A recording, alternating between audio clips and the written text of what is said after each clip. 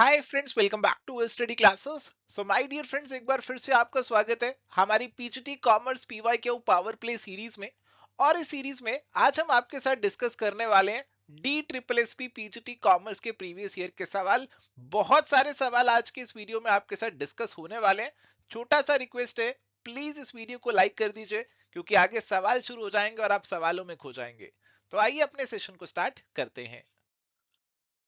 And my dear friends, अगर आप तैयारी कर रहे हैं पीजीटी कॉमर्स एग्जामिनेशंस की, केवीएस एनवीएस ईएमआरएस का एग्जामिनेशन बहुत पास आ चुका है, आप इसका कोर्स चेकआउट कर सकते हैं। केवल प्रैक्टिस करनी है तो आप इसका डिस्क्रिप्टिव और एमसीक्यू क्वेश्चन बैंक अलग से भी चेकआउट कर सकते हैं। And my dear friends, UP PGT, HTET, RPSC school lecturer, इन सभी एग्जामिनेशंस के लिए भी हमारे पास कोर्सेज अवेलेबल है। आपको डिटेल्स हमारी ऐप और वेबसाइट पे मिल जाएगी। It is the manager's ability to coordinate all the organizational activities and varied interests involved in it. It involves viewing the organization in its totality and understanding the interdependence of its individual parts, named the managerial skill. देखो, जब भी managerial skills की बात होती है ना, तो यहाँ पे एक कंसेप्ट आता है, Robert cards three managerial skills, जो कि बेसिकली बात करते हैं तीन टाइप ऑफ स्किल्स की। एक आपके टेक्निकल स्किल्स हैं कि आपको काम करने की टेक्निकल नॉलेज होनी चाहिए, जो बेसिकली लोअर मैनेजमेंट के लिए जरूरी है। एक है ह्यूमन स्किल्स, जो बेसिकली लोगों के किस तरीके से डील करना है, किससे मैनेज करना है, उससे जुड़ी हुई है, और ये सभी लेवल्स पे कहीं ना कहीं रिक्वायर्ड रहती है। और एक होती है कंसेप्चुअल स्किल। ये कंसेप्चुअल स्किल बेसिकली बात करती है कि किस तरीके से ओवरऑल ऑर्गेनाइजेशन का जो आपको मैनेजमेंट है वो करना है, टॉप मैनेजमेंट के लिए रिक्वायर्ड रहती है। किस तरीके से गोल्स फॉर्मुलेट करेंगे, किस तरीके से उन पे काम करने वाले हैं, तो this is what is conceptual skill. तो यहाँ पे प्यारे दोस्तों, अगर हमें आंसर मार्क करना होगा तो clearly it is going to be option number 4, conceptual skill, because यही चीज यहाँ पे आपसे पूछी जा रही है। Which of the following statement is false about sole proprietorship form of business? Sole proprietorship मतलब एक अकेला पर्सन जो है बिजनेस चला रहा है। Soul trader is the monarch of business. Soul trader जो है बिजनेस का मोनार्क है, यानी कि अकेला बिजनेस को संभाल रहा है, अकेला बिजनेस को चला रहा है। बिल्कुल ऐसा ही होता है। The proprietor's personal property can be utilised when the business is in loss. तो बिल्कुल, अगर बिजनेस घाटे में है तो प्रोप्राइटर की पर्सनल प्रॉपर्टी भी इस्तेमाल करी जा सकती है। A proprietor's knowledge and skills in various fields like production, finance, marketing, etc. leads to better functioning. तो प्रोप्राइटर की जो नॉलेज और स्किल्स है डिफरेंट फील्ड्स के अंदर, उससे ऑर्गेनाइजेशन को बेहतर बना सकते हैं, ऐसी बात यहाँ पे बोली जा रही है। बट प्यारे दोस्तों, यहाँ पे ध्यान ये भी रखना है कि एक पर्सन हर एक फील्ड का मास्टर नहीं हो सकता है। तो ये वाले पॉइंट में कहीं ना कहीं गड़बड़ लग रही है। A proprietor is not bound to publish his accounts to the public. तो प्रोप्राइटर जो है एक अकेला अपना बिजनेस चला रहा है और उसको कोई कंपल्शन नहीं है कि लोगों को अपने अकाउंट्स दिखाए, वो अपने तक ही अपने अकाउंट्स रख सकता है। तो ये वाला जो थर्ड वाला पॉइंट यहाँ पे दिया हुआ है ना, कि प्रोप्राइटर के पास हर चीज की नॉलेज होती है, तो ये थोड़ा सा गलत है। क्योंकि प्रोप्राइटर जनरली किसी एक फील्ड में तो बढ़िया होगा, बट हर फील्ड में बढ़िया होना बहुत ही मुश्किल हो जाता है। If a particular partner of a firm represents that another person is also a partner of the firm, and such person does not disclaim the partnership relation even after coming to know about it. जैसे मान लीजिए ए ने यहाँ पे Z को बोला कि जो बी है ना वो मेरी फर्म में पार्टनर है, और बी भी ये बात सुन रहा है। बी ने इस बात पे कोई इनकार भी नहीं किया, वास्तव में तो बी पार्टनर नहीं है, बट उसने इस बात पे कोई इनकार भी नहीं किया। तो क्या बी को पार्टनर मान लिया जाए फर्म का जेड के लिए? तो बोला गया बिल्कुल जी, बी को यहाँ पे जेड के लिए पार्टनर बना लिया जाएगा फर्म का, and he is going to be known as partner by holding out. देखो, पार्टनर बाय होल्डिंग आउट और पार्टनर बाय स्टॉपल, ये दोनों चीजें ऑप्शंस में देखने को मिल रही हैं, और ये दोनों चीजें शायद आपको कंफ्यूज करें। तो पार्टनर बाय होल्डिंग आउट की जब हम बात कर रहे हैं, तो इस केस में ये जो बी है ये खुद कुछ नहीं बोल रहा, बट ए की बातों को मना भी नहीं कर रहा। अगर पार्टनर बाय स्टॉपल का केस होता तो उस केस में बी जो है खुद जेड को बोल रहा होता कि मैं तो है ना जी एक वाली फर्म में पार्टनर हूं, एक ही फर्म में पार्टनर हूं। तो ये खुद बोल रहा होता, तो इसको बाद में हम स्टॉप करते ये चीज डिनाई करने से। बट यहाँ पे खुद नहीं बोल रहा है, बट किसी को मना भी नहीं कर रहा है बोलने से, तो ये पार्टनर बाय होल्डिंग आउट वाली कैटेगरी में आ जाएगा। ये दोनों टर्म्स काफी क्लोज हैं और कई किताबों में लिखा रहेगा, इनको इंटरचेंजेबली भी यूज कर सकते हैं। फिलहाल यहाँ पे जो आंसर बनेगा ऑप्शन नंबर 1 का बनेगा। Which of the following statements is untrue about World Trade Organization WTO? तो WTO के बारे में कौन सी स्टेटमेंट यहाँ पे गलत है वो आपसे पूछ रहे हैं। It came into existence in 1995. WTO is successor to the General Agreement on Tariffs and Trade. Its headquarters is located in Lausanne, Switzerland, the only international organization which deals with the global rules of trade between nations. तो WTO के बारे में जी यहाँ पे जौन सी statement गलत है वो है जी ऑप्शन नंबर 3 वाली गलत है क्योंकि इसके हेडक्वार्टर यहाँ पे लोकेटेड है जेनेवा स्विट्जरलैंड में और इसीलिए ऑप्शन नंबर 3 गलत हो जाएगी। ये आंसर यहाँ पे हमारे पास बनेगा। बाकी सारी स्टेटमेंट्स आपकी बिल्कुल सही है WTO के बारे में।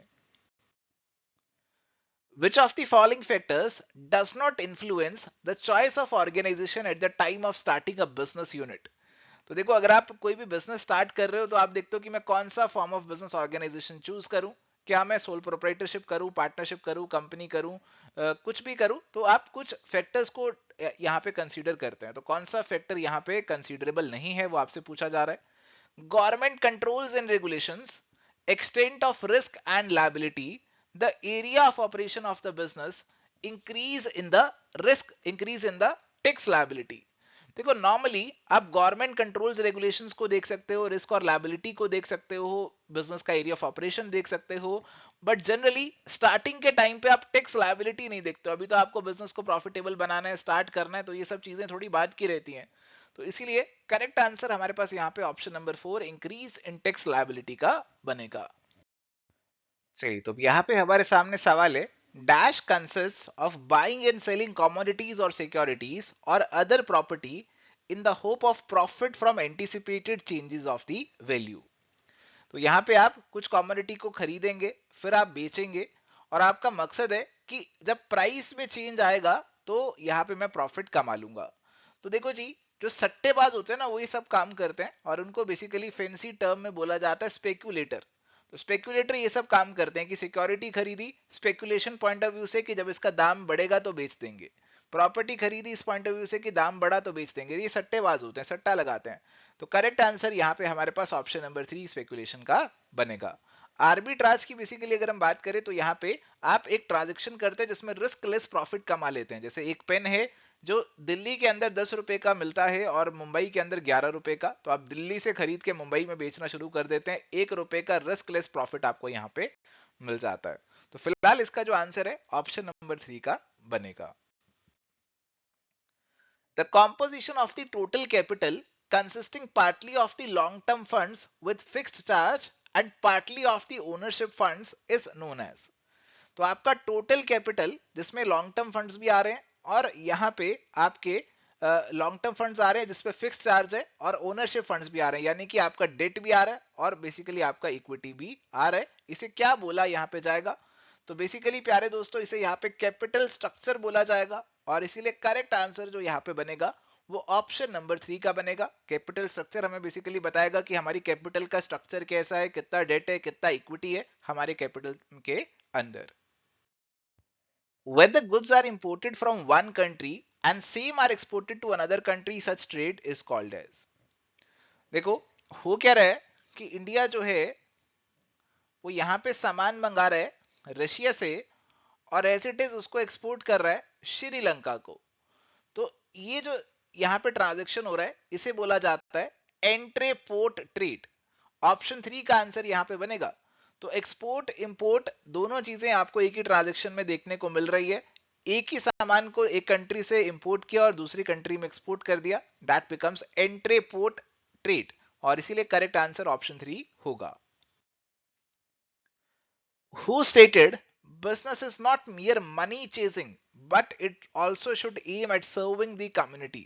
तो बिजनेस के अंदर केवल पैसा नहीं बनाना, आपको कम्युनिटी को भी सर्व करना है, ऐसा किसने बोला था वो आपसे पूछा जा रहा है जी। तो यहाँ पे बेसिकली एक स्टेटमेंट दे रखी है, फैक्चुअल स्टेटमेंट है, अगर आपको पता है तो पता है, नहीं पता तो नहीं पता। फिलहाल इसका आंसर मैं आपको बता देता हूँ जी। यहाँ पे इसका आंसर है हेनरी फोर्ड का। हेनरी फोर्ड ने ये वाली जो स्टेटमेंट है वो यहाँ पे हमें दी थी। तो ऑप्शन नंबर 1 आंसर यहाँ पे बनेगा। Under which of the following corporations the Reserve Bank of India comes?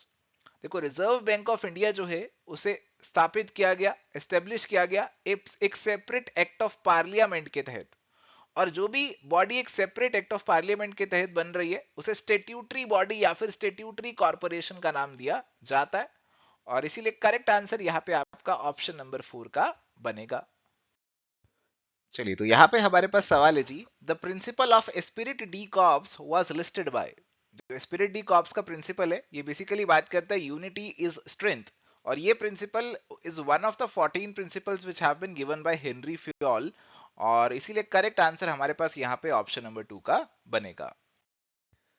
Which of the following is are not considered as an economic activity? इनमें से किनको इकोनॉमिक एक्टिविटी के दायरे में कैटेगरी में नहीं लिया जाता? A doctor working in a government hospital. देखो, डॉक्टर गवर्नमेंट हॉस्पिटल में काम कर रहा है, तो गवर्नमेंट हॉस्पिटल तो शायद इकोनॉमिक एक्टिविटी नहीं होगा, बट जो डॉक्टर काम कर रहा है वो तो पैसे के लिए ही कर रहा है, तो ये डॉक्टर जो काम कर रहा है it should be N economic activity. Teacher working in a school, अब टीचर भी स्कूल में काम कर रहा है तो अपना लाइवलीहुड कमाने के लिए ही कर रहा है, तो it is also an economic activity. A farmer working in the field for his own consumption, एक फार्मर जो है फील्ड में काम कर रहा है ताकि वो कुछ सब्जियां उगाए और उसको वो खुद कंज्यूम कर सके, तो अपना पेट भरने के लिए काम कर रहा है, तो इकोनॉमिक एक्टिविटी में इसे भी डाला जा सकता है। अगला पॉइंट हमें दे रखा है domestic work by the housewife, तो आपकी जो मदर्स वगैरह होती हैं, हाउसवाइफ्स होती हैं, घर में काम कर रही होती हैं, बहुत सारा काम कर रही होती हैं, तो क्या उसे इकोनॉमिक एक्टिविटी में लेकर आया जा सकता है या नहीं लेकर आया जा सकता? तो प्यारे दोस्तों, ये तो बिल्कुल भी इकोनॉमिक एक्टिविटी नहीं है, वो तो बिना किसी इंसेंटिव के काम कर रहे होते हैं, उनको उस काम के बदले कुछ भी मिलने वाला नहीं है, फिर भी वो काम कर रहे होते हैं, तो ये तो क्लियरली एक नॉन इकोनॉमिक एक्टिविटी है। तो फोर्थ वाला जो है वो तो हमारा नॉन इकोनॉमिक एक्टिविटी होगा, और ये चीज हमें केवल ऑप्शन नंबर 3 में ही देखने को मिल रही है, सो ऑप्शन नंबर 3 जो है यहाँ पे आंसर बनेगा। The central task of a manager is to get work done with the cooperation of people for the attainment of organizational objectives.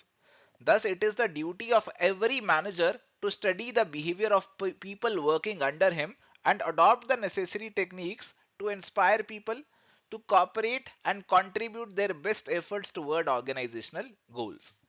This process is known as।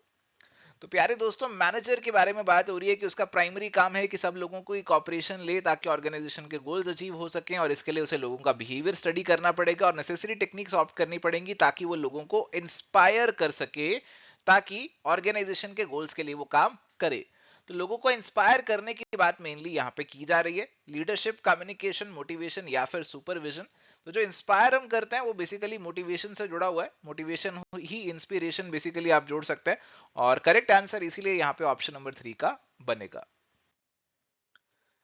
Choose the false statement about coordination. Coordination को लेकर यहाँ पे false statement कौन सी है वो आपको बतानी है। Coordination helps in resolving the conflict of personal goals and organisational goals. तो अगर कोऑर्डिनेशन रहेगा तो आप अपने पर्सनल और ऑर्गेनाइजेशनल गोल्स का जो झगड़ा है उसको रिजॉल्व कर सकते हैं। Coordination provides unity of action in the organisation, की सभी लोग मिलकर एक ऑब्जेक्टिव के लिए काम कर रहे हैं, अपने पर्सनल गोल्स को साइड में रखा है, ऑर्गेनाइजेशनल गोल्स के लिए काम कर रहे हैं। Coordination between various positions at the same level in the organisation is called vertical coordination.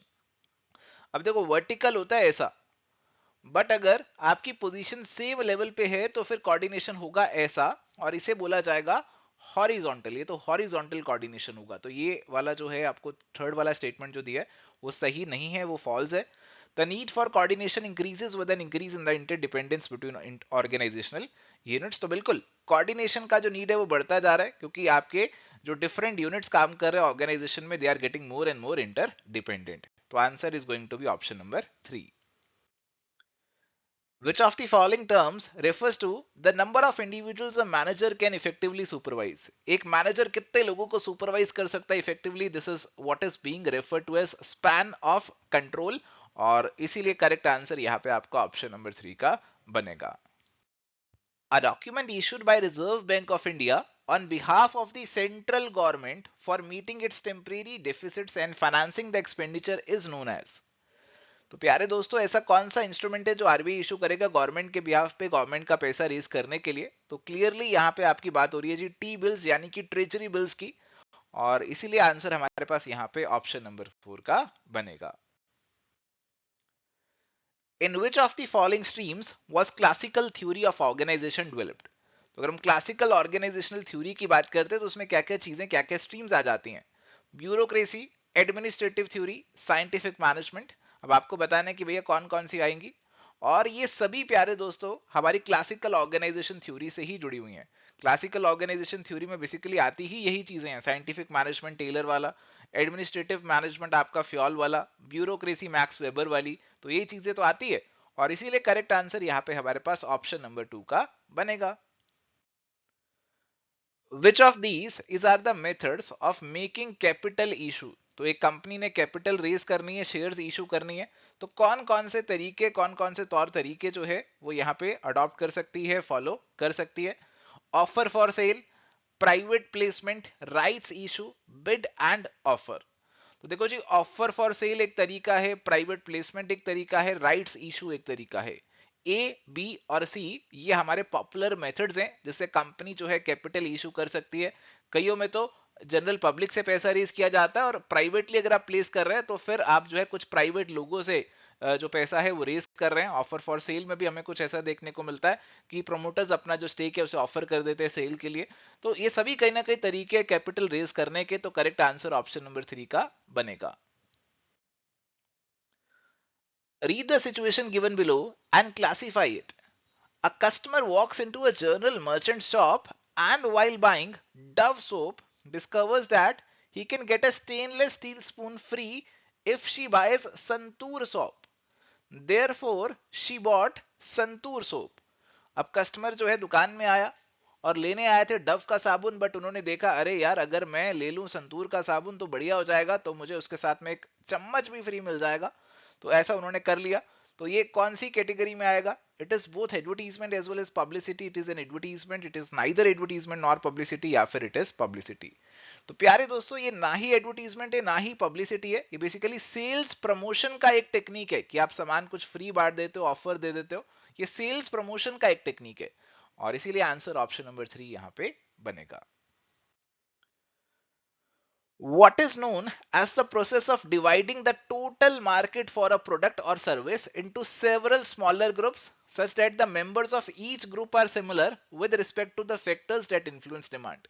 तो कोई भी प्रोडक्ट है उसकी मार्केट जो है काफी बड़ी हो सकती है और उसकी मार्केट में अलग अलग लोग हो सकते हैं, तो आप मार्केट को सेग्रीगेट कर लेते हो, डिवाइड कर लेते हो जी। यहाँ पे कौन कौन लोग हैं जो इस प्रोडक्ट को खरीद सकते हैं, तो बेसिकली आप मार्केट की सेगमेंटेशन यहाँ पे कर रहे हो। तो मार्केट सेगमेंटेशन आप कर सकते हो एज के बेसिस पे, इनकम के बेसिस पे, लोकेशन के बेसिस पे, अलग अलग तरीके से आप मार्केट को सेगमेंट कर सकते हो। तो this is the concept of market segmentation. In पेसल framework what does L stand for? तो पेसल फ्रेमवर्क की अगर हम बात करें तो यहाँ पे पी मतलब पॉलिटिकल, ई मतलब इकोनॉमिकल, एस मतलब सोशल, टी टेक्नोलॉजिकल और इसके अलावा एल लीगल है, ई एनवायरमेंटल है। तो ये सब चीजें हमें देखने को मिल जाती है जी। और इस फ्रेमवर्क के अकॉर्डिंग एल जो है वो लीगल को डिनोट करता है, लीगल फैक्टर्स को डिनोट करता है जो बिजनेस को इफेक्ट कर रहे हैं और इसीलिए करेक्ट आंसर यहाँ पे ऑप्शन नंबर 2 का बनेगा। In practice a compound journal entry is not recorded when? देखो, कंपाउंड जर्नल एंट्री वो होती है जिस एक ही एंट्री में आपके दो से ज्यादा अकाउंट्स इफेक्ट हो रहे हैं। एक से ज्यादा डेबिट हो सकता है या फिर एक से ज्यादा क्रेडिट हो सकता है या फिर दोनों एक से ज्यादा हो सकता है। तो one account is to be debited and two और more accounts are to be credited, तो बिल्कुल सही है, कंपाउंड एंट्री है। टू और more accounts are to be debited and one account is to be credited, ये भी सही है। टू और more accounts are to be debited and two और more accounts are to be credited, तो बिल्कुल ये भी बन जाएगा। Only one account is debited and another account is credited, तो ये तो कंपाउंड है ही नहीं ना, इसे तो निकाल ही दो, इसमें तो नहीं कर सकते कंपाउंड एंट्री। और इसके लिए हमारे पास जो आंसर बनेगा ऑप्शन नंबर 2 का बन जाएगा जी, only D. Which of these is a kind of company categorized on the basis of liability of the shareholders or members? तो इनमें से कौन सी एक कंपनी की कैटेगराइजेशन है on the basis of liability of share holders? Government company, private company और public company, या फिर अनलिमिटेड कंपनी? तो क्लियरली हमारी जो अनलिमिटेड कंपनी है, ये जो क्लासिफिकेशन है लायबिलिटी के बेसिस पे है, अनलिमिटेड कंपनी वो होने वाली है जिसमें मेंबर्स की लायबिलिटी के ऊपर कोई लिमिट यहाँ पे नहीं है और इसीलिए करेक्ट आंसर यहाँ पे हमारे पास ऑप्शन नंबर 4 का बनेगा। बाकी 1, 2 और 3 तो ओनरशिप वाली क्लासिफिकेशन हो जाएगी, तो आंसर ऑप्शन 4 का ही रहेगा। Which of the following ratios does come under activity या फिर ऑपरेटिंग रेशियोज? करंट रेशो तो लिक्विडिटी रेशो है जी। प्रोप्राइटरी रेशो, ये वाली रेशो आपकी सॉल्वेंसी रेशो है। Quick ratio again a liquidity ratio.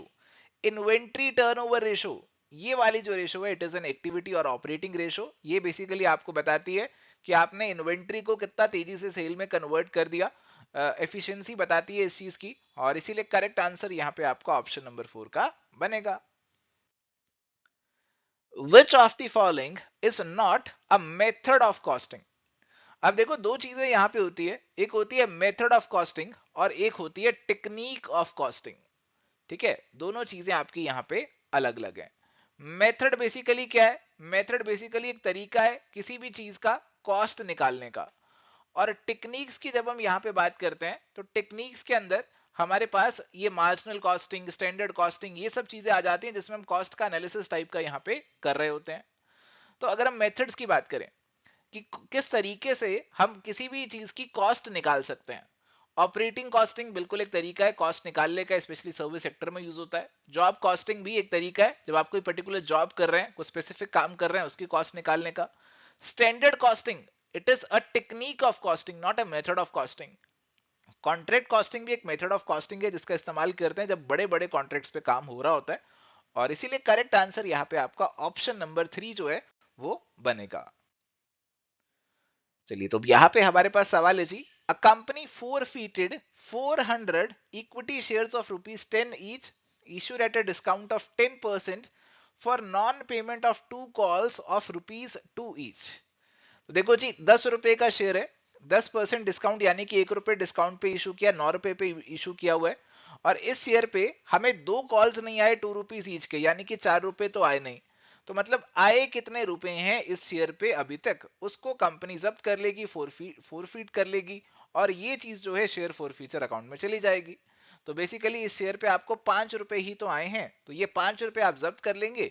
5 रुपए 400 शेयर यानी कि 2000 रुपए जो है आप जब्त कर लेंगे, शेयर फॉरफीचर अकाउंट में डाल देंगे।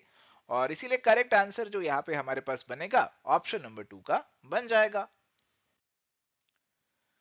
A bill drawn on June 16 for a period of 30 days and unfortunately July 19 is a public holiday, then what will be the maturity date of the bill? देखो, अगर आपने एक बिल बनाया 30 दिन के लिए तो उसकी मेच्योरिटी 30 दिन प्लस 3 डेज ऑफ ग्रेस के बाद होगी। और इस केस में ये डेट जुलाई 19 बन रही थी और जो पब्लिक हॉलीडे यहाँ पे बन गई। देखो, अगर आपकी जो डेट ऑफ मेच्योरिटी है वो पब्लिक हॉलीडे निकल कर आ रही है तो आपकी जो ड्यू डेट है वो एक दिन पहले की हो जाती है, एक दिन पहले की हो जाती है, यानी कि 18 जुलाई जो है वो इस बिल की ड्यू डेट बन जाएगी। करेक्ट आंसर ऑप्शन नंबर 3 का यहाँ पे रहेगा। चलिए, बारी है अगले सवाल की। This is a basic concept of accounting. According to this concept, every business transaction has a two-fold effect. In commercial context, it is a famous dictum that every receiver is also a giver and every giver is also a receiver. Name the concept. कौन सी concept की बात हो रही है? Objective evidence concept, business entity concept, money measurement concept या फिर dual aspect concept? तो clearly यार यहाँ पे बात हो रही है डुअल एस्पेक्ट कंसेप्ट की, कि हर एक ट्रांजैक्शन के दो पहलू रहते हैं, यही तो बात हो रही है, डुअल एस्पेक्ट की तो बात हो रही है। तो आंसर यहाँ पे ऑप्शन नंबर 4 का बनेगा। चलिए, तो यहाँ पे सवाल है हमारे पास, which media is very effective for advertisement but it is the most expensive medium? तो कौन सा मीडिया ऐसे है जो बहुत इफेक्टिव है बट खर्चा बहुत ज्यादा करवा देता है? रेडियो, टेलीविजन, होर्डिंग या फिर एग्जीबिशन? देखो, जो हमारे टेलीविजन रहते हैं वो वैसे तो बहुत इफेक्टिव है, बट टेलीविजन पे जब आप एडवर्टीजमेंट चलाते हैं तो खर्चा भी काफी हो जाता है, और इसीलिए करेक्ट आंसर ऑप्शन नंबर 2 का बनेगा। When marketing practices are condemned for listening rivalry, क्या आप मार्केटिंग करते हो तो आपके राइवल्स को आप कहीं ना कहीं काम करते हो, खत्म करते हो? The analysis falls under which general space of social marketing issues?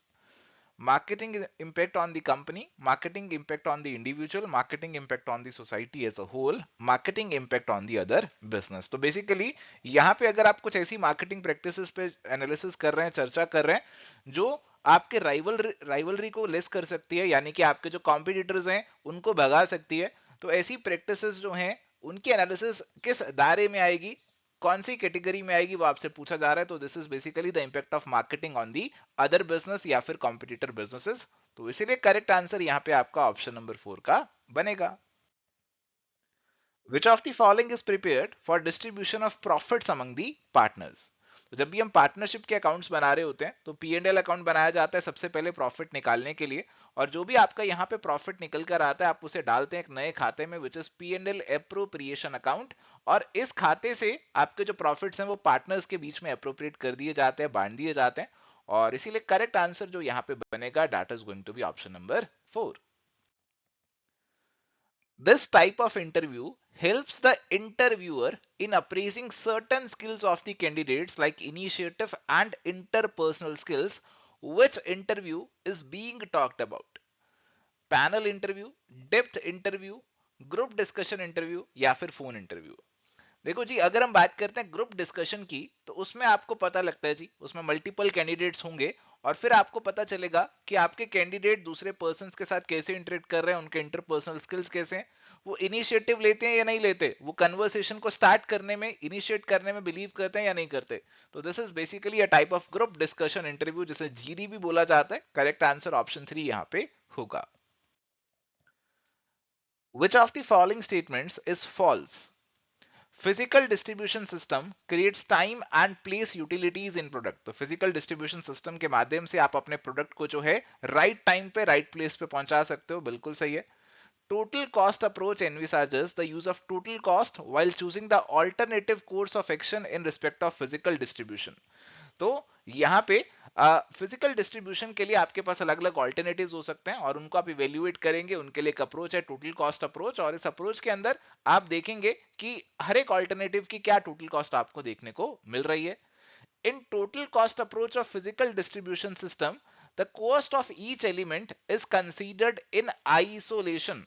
तो टोटल कॉस्ट अप्रोच के अंदर आप हर एक आइटम की कॉस्ट आइसोलेशन में नहीं देखेंगे, क्योंकि ये टोटल वाली अप्रोच है। टोटल वाली अप्रोच मतलब आप टोटल करके देखेंगे, अकेला अकेला नहीं देखेंगे। तो ऑप्शन नंबर 3 जो है वही फॉल्स लग रहा है यहाँ पर।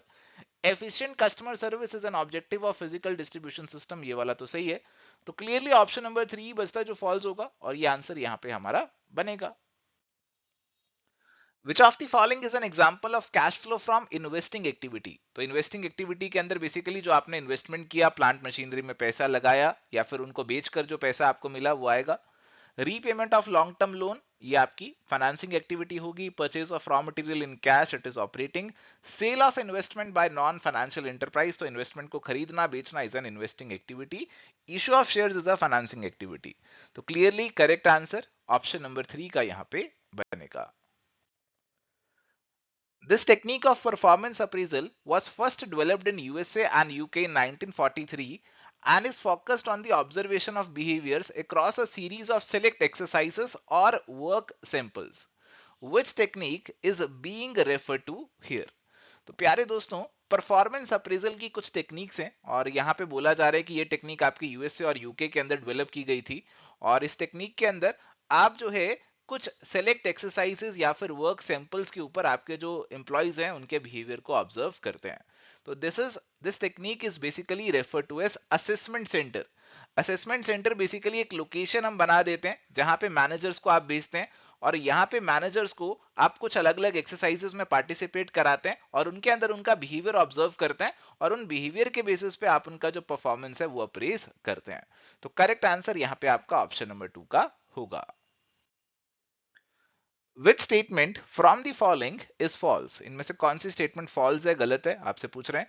A private company does not issue prospectus। तो प्राइवेट कंपनी ने देखो लोगों से शेयर्स तो लोगों से पैसा तो नहीं लेना शेयर्स इशू करके, तो प्रोस्पेक्टस इशू नहीं करेगी, तो ये तो सही लग रही है। During the calls in advance the bank account is debited and calls in advance account is credited. तो अगर आपको कॉल्स एडवांस में मिल रहे हैं तो बैंक अकाउंट को डेबिट करेंगे क्योंकि पैसा आ रहा है। कॉल्स इन एडवांस अकाउंट एक लायबिलिटी बन गई और इसे आप क्रेडिट कर देंगे।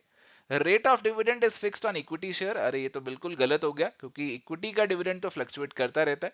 Lump sum amount can be received on shares, बिल्कुल कर सकते हैं। सो क्लियरली फॉल्स जो हमारा स्टेटमेंट है ऑप्शन नंबर 3 है, so that is going to be the answer. चलिए, एक असर्शन और एक रीजन आपको दे रखा है। असर्शन दिया हुआ है capital is treated as liability. Reason दिया हुआ है capital is treated as liability due to money measurement concept. तो देखो कैपिटल जो है हम उसे लायबिलिटी मानते हैं। क्यों मानते हैं लायबिलिटी? क्योंकि हम फॉलो करते हैं business entity concept. Business entity concept आपको कहते हैं कि बिजनेस और बिजनेस को चलाने वाले दोनों अलग अलग हैं। तो मालिक जो बिजनेस में पैसा डाल रहा है वो बिजनेस के लिए एक लायबिलिटी है। तो असर्शन तो बिल्कुल सही है, बट रीजन आपका यहाँ पे गलत हो जाता है क्योंकि ये कंसेप्ट आपका गलत मेंशन किया हुआ है यहाँ पर। तो आपका जो आंसर बनेगा ऑप्शन नंबर 2 का बनेगा, assertion is true but reason is false. A, B, and C share profits and losses in the ratio of 3:2:1. What will be the new profit sharing ratio of A and C if B retires from the business? तो पहले A, B, C 3:2:1 की ratio में कर रहे थे, तो अभी B retire हो रहा है जी, B को हटा दीजिए, A और C बचे, वो 3:1 का जो रेशो है प्यारे दोस्तों, अनलेस अदरवाइज स्टेटेड फॉलो करेंगे, जो पुराना रेशो था उसे ही कंटिन्यू करते हुए चलेंगे। सो करेक्ट आंसर हमारे पास यहाँ पे जो बनेगा that is going to be option number 1. What is the first factor influencing a buyer's decision? Age, family, education या फिर ऑक्यूपेशन? देखो, सबसे पहला फैक्टर जो कि एक बायर के डिसीजन को इफेक्ट करेगा, आपको क्या खरीदना है क्या नहीं खरीदना, this would depend on your age. आप बड़े हैं, छोटे हैं, आप एक छोटा बच्चे हैं, आप बड़े हो गए हैं, आप बूढ़े हो गए हैं, तो your age is going to affect what you are going to buy. तो this is going to be the very first factor जो आपके बाइंग डिसीजन को इफेक्ट करेगा, बाकी सारी चीजें बाद में आती हैं। और इसीलिए करेक्ट आंसर यहाँ पे हमारे पास जो है ऑप्शन नंबर 1 का बनेगा। चलिए, तो यहाँ पे हमारे पास एक सवाल है जी, the intrinsic value of a bond और any fixed income security is dash the present value of the expected cash flows. अब देखो, कोई भी अगर आपको बॉन्ड है, उस बॉन्ड पे आपको क्या मिलेगा, एक तो हर साल आपको उस पे इंटरेस्ट मिलेगा। जैसे लेट्स सपोज यहाँ पे 100 रुपीज का बॉन्ड है, इस पे 10% इंटरेस्ट रेट है, 5 साल का इसका टेन्योर है, तो 5 साल तक आपको यहाँ पे 10 रुपीज मिलेंगे, और 5वें साल आपको 100 रुपीज जो बॉन्ड में आपने लगाए थे वो भी मिल जाएंगे।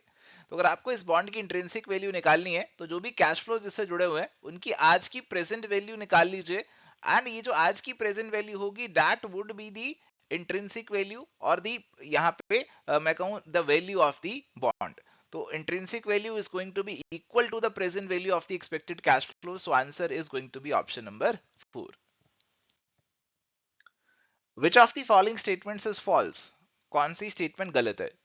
Borrowers are the issuers of debt instruments in the form of promissory note, bonds and commercial paper. देखो, जो इंस्ट्रूमेंट इशू कर रहा है, बॉन्ड इशू कर रहा है, वो तो बोरोवर ही है, उसे पैसा मिलने वाला है, पैसा बोरो करने वाला है। International finance focuses on areas such as foreign direct investment and currency exchange rate. तो ये चीजें क्या इंटरनेशनल फाइनेंस के दायरे में आएंगी? बिल्कुल आएंगी। The needs of the borrowers differ. Borrower की नीड्स अलग अलग हो सकती हैं in terms of amounts, length or period for which borrowings are needed and the currency in which the borrowings are rate. तो बोरोवर की जो नीड्स है ना, वो बिल्कुल यहाँ पे अलग अलग हो सकती हैं। किसी को ज्यादा लंबे समय का लोन चाहिए, किसी को डॉलर में चाहिए, किसी को रुपी में चाहिए। तो yes, this is also correct. When the dollar rises in value relative to a foreign currency, the current assets and current liabilities of a US foreign subsidiary increase in dollar value. तो example लेते हैं जी, dollar जो है वो rise कर रहा है। जैसे मान लीजिए पहले $1 जो था वो 70 रुपीज के बराबर था, अब $1 जो है उसकी कीमत बढ़ चुकी है, महंगा हो गया, उसकी वैल्यू कितनी हो गई? 80 रुपीज हो गई।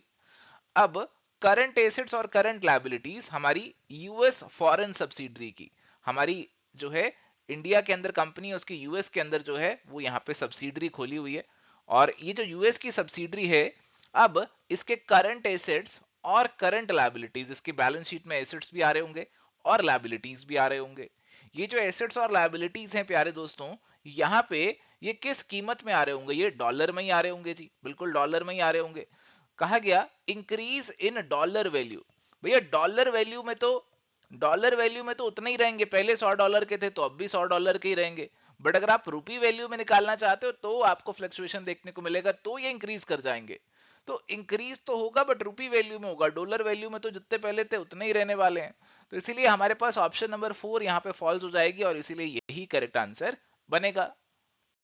चलिए, तो यहाँ पे सवाल है जी, रिकॉन्स्टिट्यूशन ऑफ पार्टनरशिप इज, तो पार्टनरशिप की रिकॉन्स्टिट्यूशन इनमें से क्या है? Allowing the interest on capital, change in profit sharing ratio of partners, raise goodwill account by its value, additional capital introduced by the partner. तो पार्टनरशिप की reconstitution की बात करें तो इसमें बेसिकली आपका change in profit sharing ratio है, admission है, रिटायरमेंट है, तो ये सारी चीजें आ जाती हैं। और यहाँ पे हमें जो ऑप्शन देखने को मिल रहा है वो ऑप्शन नंबर 2 देखने को मिल रहा है. सो ऑप्शन नंबर 2 जो है that is going to be the correct answer. The premium on issue of debentures is shown in balance sheet under. तो आपने डिबेंचर्स को इशू किया प्रीमियम पे, और ये प्रीमियम आपकी बैलेंस शीट में आपको देखने को मिलेगा. कौन से हेड में देखने को मिलेगा वो आपसे पूछा जा रहा है जी. ये आपको जो प्रीमियम है ये रिजर्व्स एंड सरप्लस वाले हेड में देखने को मिलेगा जी. तो आंसर हमारे पास ऑप्शन नंबर 2 का बन जाएगा. चलिए सवाल है जी यहाँ पर. Hawthorne studies were aimed at finding out the factors that really influence the productivity and work performance of laborers. Under which of the following management approaches the study was conducted by Elton Mayo and his associates? अब Hawthorne studies की जब बात करते हैं, Elton Mayo की बात करते हैं, तो बेसिकली इन्होंने स्टडी किया था ह्यूमन रिलेशंस को वर्क प्लेस के अंदर, कि ह्यूमन रिलेशंस का क्या रोल रहता है हमारे वर्क प्लेस में. और ये चीज जो आती है ये ह्यूमन रिलेशंस अप्रोच में ही आती है, और इसीलिए करेक्ट आंसर जो बनेगा that is going to be option number 4. यहाँ पे हमारे पास सवाल है. Who first gave the concept of MBO to the world in 1954? ये जो MBO का कंसेप्ट है प्यारे दोस्तों, MBO का मतलब है मैनेजमेंट बाय ऑब्जेक्टिव्स. तो इसमें ऑब्जेक्टिव्स को सेट किया जाता है, आपके जो सुपीरियर हैं सबऑर्डिनेट के साथ मिलकर ऑब्जेक्टिव्स को सेट करते हैं, फिर उन पे काम करते हैं. ये वाला जो कंसेप्ट है इसका जिक्र पहली बार पीटर एफ ड्रकर ने किया था जी अपनी 1954 की किताब द प्रैक्टिस ऑफ मैनेजमेंट के अंदर. और इसीलिए यहां पे जो मेरा आंसर बनने वाला है that is going to be option number 1. चलिए तो सवाल है जी. The following are the examples of which type of industry? Nursery, fish culture, poultry farm etcetera. तो जो आपकी नर्सरी, फिश कल्चर और पोल्ट्री फार्म्स वगैरह हैं जी, ये कौन सी इंडस्ट्री में आप डालोगे? एक्सट्रैक्टिव में डालोगे, मैन्युफैक्चरिंग, कंस्ट्रक्शन या फिर जेनेटिक? देखो एक्सट्रैक्टिव में तो आपको जमीन से एक्सट्रैक्ट करोगे, मैन्युफैक्चरिंग में आप कुछ नया मैन्युफैक्चर कर रहे हो, कंस्ट्रक्शन में आप कोई बिल्डिंग वगैरह बना रहे होगे, जेनेटिक के अंदर ही आप जो है ये सब चीजों को डाल सकते हो. जो फिश कल्चर है, पोल्ट्री फार्म्स वगैरह, ये सब आप जेनेटिकली कर रहे हो, जेनेटिक काम है, जेनेटिक ब्रीडिंग वगैरह ये सब चीजें कर रहे हो. तो correct answer is going to be option number 4. Which statement is correct? कौन सी स्टेटमेंट करेक्ट है वो आपको बताना है. Business includes the exchange of goods and services carried with the intention of return in terms of money as well as goods. Business includes the exchange of goods and services carried with the intention of charity. तो charity तो नहीं होता जी. Business includes the exchange of goods and services carried with the intention of domestic fulfillment. तो domestic fulfillment भी कहीं ना कहीं intention तो नहीं होता, intention तो पैसे कमाना होता है. Business includes the exchange of goods and services carried with the intention of return in terms of money.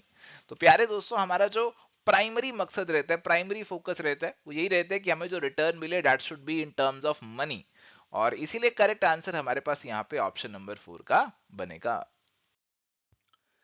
चलिए तो अभी यहाँ पे सवाल है. The person who conceives the business idea brings the organisation into existence and carry on the business activity and top of it bears the risk is called professional, entrepreneur, employer या फिर manager. देखो जो person business idea को सोच रहा है, conceive कर रहा है, उस बिजनेस को एग्जिस्टेंस में ला रहा है और बिजनेस को चला रहा है और रिस्क भी सारा झेल रहा है, उस पर्सन को एंटरप्रेन्योर बोला जाता है. और इसीलिए करेक्ट आंसर यहाँ पे आपका ऑप्शन नंबर 2 का बनेगा. चलिए तो यहाँ पे हमारे पास सवाल है. The voluntary association of persons who are not financially stable come together to overcome the disability arising due to inadequate financial resources are called. तो कुछ ऐसे लोग हैं जिनको फाइनेंशियली दिक्कत है और वो इकट्ठे हो रहे हैं, मिलकर अपने रिसोर्सेज को पूल कर रहे हैं. तो यहाँ पे इसे क्या बोला जाएगा? कॉर्पोरेट, कोऑपरेटिव सोसाइटी, पार्टनरशिप या फिर जॉइंट हिंदू फैमिली. तो प्यारे दोस्तों क्लियरली एक सोसाइटी हमने बना ली है जी मेंबर्स के वेलफेयर के लिए, और इसीलिए करेक्ट आंसर यहाँ पे ऑप्शन नंबर 2 का बनेगा. चलिए तो सवाल है जी. An individual who acquires required qualification or skill or training for the particular employment is called. देखो अगर आपको किसी एम्प्लॉयमेंट के लिए कुछ प्रॉपर क्वालिफिकेशन लेना पड़ता है, कोई प्रॉपर स्किल लेना पड़ता है, कोई प्रॉपर ट्रेनिंग लेना पड़ता है, तो आप उसे क्या बोलेंगे? एम्प्लॉयर, एम्प्लॉय, प्रोफेशनल या फिर एंटरप्रेन्योर. तो यहाँ पे अगर आपको क्वालिफिकेशन या फिर स्किल्स की जरूरत है, कुछ ट्रेनिंग की जरूरत है फॉर एनी पर्टिकुलर जॉब, उसको एनी पर्टिकुलर पर्पस, तो फिर आपको यहाँ पे प्रोफेशनल वाली कैटेगरी में डाला जाएगा। जैसे हमारे मेडिकल प्रोफेशनल्स होते हैं, चार्टर्ड अकाउंटेंट्स होते हैं, they are all professional people जिन्होंने डिग्री ली होती है, क्वालिफिकेशन ली होती है, स्किल्स एक्वायर की होता है, और उसके बाद ही वो अपना जो भी काम है वो कर रहे होते हैं। तो correct answer is going to be option number 3। चलिए, which of the following is not the feature of sole tradership? Sole tradership मतलब sole proprietorship only. All profits of the business are enjoyed by the owner. No separate entity of business with its owner. No personal property can be claimed to pay out debts of the firm. One man ownership. अब अगर sole proprietorship है तो उसके अंदर एक अकेला person है जी, वही सारे प्रॉफिट्स को एंजॉय करेगा बिजनेस, और उस पर्सन के अंदर कोई अलग से डिस्टिंक्शन नहीं है, और उसकी पर्सनल प्रॉपर्टी का भी इस्तेमाल किया जा सकता है बिजनेस के डेट्स को पे ऑफ करने के लिए। और इसीलिए हमारे पास जो ऑप्शन नंबर 3 है वो गलत हो जाएगा, क्योंकि ये कह रहे हैं कि पर्सनल प्रॉपर्टी को इस्तेमाल नहीं कर सकते फर्म के डेट्स के लिए, तो ये चीज यहां पे गलत हो जाएगी। Who announces the foreign trade policy of India? तो हमारे देश की जो फॉरेन ट्रेड पॉलिसी है उसे कौन अनाउंस करेगा? Ministry of finance, ministry of commerce, FEDAI और रिजर्व बैंक ऑफ इंडिया। अब हमारे देश की जो फॉरेन ट्रेड पॉलिसी है ना प्यारे दोस्तों, वो आती है DGFT के दायरे में, director general of foreign trade. और ये जो ऑफिस है ना, it is an office under the ministry of finance, नहीं कॉमर्स, मिनिस्ट्री ऑफ कॉमर्स के अंदर है ये। तो मिनिस्ट्री ऑफ कॉमर्स इसका आंसर बनेगा। Option number 2 is going to be the correct answer. चलिए, तो यहां पे सवाल है, which statement from the following is false? इनमें से कौन सी स्टेटमेंट गलत है, फॉल्स है? Mortgaged debentures are called secured debentures. तो देखो, मॉर्टगेज डिबेंचर्स में कुछ मॉर्टगेज रखा हुआ है, गिरवी रखा हुआ है, और इसीलिए इनको यहाँ पे सिक्योर्ड डिबेंचर्स भी बोला जाएगा। Bearer debentures can be transfer to any person. तो बियरर डिबेंचर आप किसी को भी ट्रांसफर कर सकते हो, किसी को भी थमा दोगे वो उसका हो जाएगा। It can be transfer to any person, बिल्कुल सही है। Company can issue debentures for consideration other than cash. तो कंपनी जो है अपने डिबेंचर्स को इशू कर सकती है कैश के बदले भी, अदर देन कैश के बदले भी, आपने कोई सामान खरीदा उसके बदले भी डिबेंचर्स इशू कर सकते हो। Coupon rate debentures has fixed rate of interest. तो कूपन रेट डिबेंचर्स का जो इंटरेस्ट है उसके ऊपर ये सवाल है कि उनका जो इंटरेस्ट है वो यहाँ पे फिक्स रहता है। तो कूपन रेट बेसिकली वो रेट ऑफ इंटरेस्ट है जो डिबेंचर पे किया जाएगा। जो भी डिबेंचर का ओनर होगा, इन्वेस्टर होगा, उसको ये इंटरेस्ट यहाँ पे मिलेगा। और ये जो इंटरेस्ट है ये दो टाइप का हो सकता है। एक हो सकता है आपका फिक्स्ड, और एक हो सकता है आपका फ्लोटिंग। फिक्स्ड अगर इंटरेस्ट रेट है तो ये तो फिक्स रहने वाला है, बट अगर फ्लोटिंग है तो ये वेरी करेगा। इसको आप किसी बेंचमार्क के साथ लिंक कर देंगे, मे बी आपने इसे ट्रेजरी बिल की यील्ड के साथ लिंक कर दिया या किसी और बेंचमार्क के साथ लिंक कर दिया, तो उसके अकॉर्डिंग ये वेरी करता रहेगा, फ्लक्चुएट करता रहेगा। तो ऑलवेज फिक्स्ड होगा ये तो कहना गलत होगा जी, और इसीलिए ऑप्शन नंबर 4 जो है ना वो यहाँ पे हमारा फॉल्स बनेगा। चलिए, तो यहाँ पे हमारे पास सवाल है जी, which of the following statements is false? कौन सी स्टेटमेंट यहाँ पे फॉल्स है? The activity, efficiency and turnover ratio are same. तो देखो जी, हमारी जो रेशोज हैं आप उनको अलग अलग टाइप्स में डिवाइड कर लेते हैं। कुछ आपकी लिक्विडिटी रेशोज हैं, कुछ सॉल्वेंसी हैं, कुछ टर्नओवर हैं, कुछ आपकी प्रॉफिटेबिलिटी है। जो आपकी टर्नओवर रेशोज हैं उनको एक्टिविटी रेशोज या फिर एफिशिएंसी रेशोज भी बोला जाता है। तो पहला स्टेटमेंट आपका बिल्कुल सही होगा। Debt equity ratio measures the short term financial position. तो डेट इक्विटी रेशो आपकी फाइनेंशियल पोजीशन मेजर करता है, बट क्या शॉर्ट टर्म करता है? फटाफट से सोचकर बताइए। Working capital is an excess of current assets over current liabilities, बिल्कुल सही है जी। Ideal ratio between current assets and current liabilities is 2:1, ये भी बिल्कुल सही है। तो सेकंड वाला ही फॉल्स हो जाएगा, क्योंकि debt equity ratio long term financial position के बारे में बताएगा, लॉन्ग टर्म सॉल्वेंसी के बारे में बताएगा। So correct answer is going to be option number 2। State the ratio in which the partners share the profits or loss on revaluation of assets and reassessment of the liabilities. तो जब भी आप अपने assets और liabilities को revalue कर रहे हो तो उस पर कोई प्रॉफिट और लॉस अगर आपको अराइज हो रहा है तो वो पार्टनर शेयर करेंगे। किस रेशो में शेयर करेंगे? जो उनकी पुरानी प्रॉफिट शेयरिंग रेशो चल रही होगी उसके अंदर ही वो उसे शेयर करेंगे। तो करेक्ट आंसर यहाँ पे आपका ऑप्शन नंबर 2 का बनेगा। चलिए, तो प्यारे दोस्तों यहाँ पे हमारे पास सवाल है, which of the following activities do not come under auxiliaries to trade? देखो, auxiliaries to trade are basically aids to trade. कि अगर आपको अपना सामान जो है वो कंज्यूमर तक पहुंचाना है, तो उसके लिए आपको कुछ सहायता चाहिए, आपको उसके लिए कुछ मदद चाहिए, और ये मदद आपको इन ऑक्सिलरी से मिलती है। Movement of those goods that are not consumed at the same place where they are produced to the place where they are demanded। तो बिल्कुल ट्रांसपोर्टेशन आपको देखने को मिलता है कि आपका जो सामान है वो कंज्यूमर तक पहुंच जाता है ट्रांसपोर्टेशन के माध्यम से। Preservation of goods to make them available as and when needed by the consumer. तो कंज्यूमर को जब सामान चाहिए होगा तब मिल जाएगा, तब तक हम उसे वेयर हाउस में रख लेंगे। Warehousing is an auxiliary to trade. Conversion and transformation of raw material and semi finished goods into finished goods. अब देखो ये वाला जो प्रोसेस है ये तो बेसिकली मैन्युफैक्चरिंग की बात हो रही है, तो मैन्युफैक्चरिंग यहाँ पे इसके दायरे में तो नहीं आएगा, ऑक्सिलरीज टू ट्रेड के दायरे में तो नहीं आएगा। जब हम ट्रेड की बात कर रहे हैं तो हम सामान कंज्यूमर तक पहुंचाने की बात कर रहे हैं, तो उस प्रोसेस में जो भी चीजें हमारी मदद करेंगी उनको यहाँ पे डालेंगे। ये मैन्युफैक्चरिंग तो सामान को बनाने की बात कर रहा है, तो ये तो ऑक्सिलरीज टू ट्रेड के अंदर नहीं आना चाहिए। अगर बैंकिंग की बात करें, banks providing a variety of credit to the public, तो हाँ बैंकिंग भी एक ऑक्सिलरी टू ट्रेड है। बैंकिंग से लोगों के पास पैसा आता है जिससे वो सामान को खरीद सकते हैं। तो क्लियरली हमारे पास ऑप्शन नंबर 3 जो है वो इसके अंदर नहीं आएगा, और इसीलिए ये करेक्ट आंसर बनेगा। Select the following activities as economic activities by choosing the correct alternative। तो इनमें से कौन सी इकोनॉमिक एक्टिविटीज है आपको बताना है। सेलिंग ग्रोसरीज, अगर आप ग्रोसरीज बेच रहे हैं तो प्रॉफिट कमाने के लिए बेच रहे हैं, it is an economic activity. Teaching in an institution, आप किसी इंस्टीट्यूशन में पढ़ाते हैं तो पैसा कमाने के लिए पढ़ा रहे हैं, तो it is an economic activity. Gift a house to the family, देखो गिफ्ट वगैरह करना तो इकोनॉमिक एक्टिविटी नहीं है। Donation of goods in an old age home, ये भी इकोनॉमिक एक्टिविटी नहीं है, आप कोई प्रॉफिट के मकसद से नहीं कर रहे हैं। तो 1 और 2 में आपका जो इकोनॉमिक मोटिव है, प्रॉफिट मोटिव है, वो रहता है, और इसीलिए हमारा जो आंसर यहाँ पे बनेगा that is going to be option number 1। If a company issued 50,000 shares and received application for 60,000 shares, it is a case of। देखो कंपनी ने 50,000 शेयर्स इशू करना है बट एप्लीकेशन 60,000 शेयर्स की आ गई, ज्यादा की आ गई, तो ये क्लियर केस किस चीज का बन रहा है बताइए फटाफट से। This is a case of over subscription, कि आपको ज्यादा एप्लीकेशन यहाँ पे आ चुके हैं। तो करेक्ट आंसर ऑप्शन नंबर 1 का यहाँ पे बनेगा। Men may come, men may go, but the business enterprise continues. This is based on which accounting concept? Going concern, revenue recognition, dual aspect, money measurement। देखो men may come, men may go, but business enterprises को कोई फर्क नहीं पड़ता, वो आपकी चलती रहेंगी। And this is clearly based on the concept of going concern, कि बिजनेस जो है वो चलता रहेगा, और यही अजम्पशन लेकर हम अपनी किताबें मेंटेन करते हैं, अपने फिक्स एसेट्स को रिकॉर्ड करते हैं। करेक्ट आंसर यहाँ पे आपका ऑप्शन नंबर 1 का बनेगा। From which of the following sources the debenture redemption reserve is created? तो प्यारे दोस्तों, डिबेंचर्स की रिडम्पशन के लिए हमें डीआरआर डिबेंचर रिडम्पशन रिजर्व को क्रिएट करना रहता है, और ये जो रिजर्व है it is to be created out of the profits of the company. तो प्रॉफिट से इसे क्रिएट करना रहेगा, और इसीलिए हमारे पास जो करेक्ट आंसर यहाँ पे रहेगा that is going to be option number 3।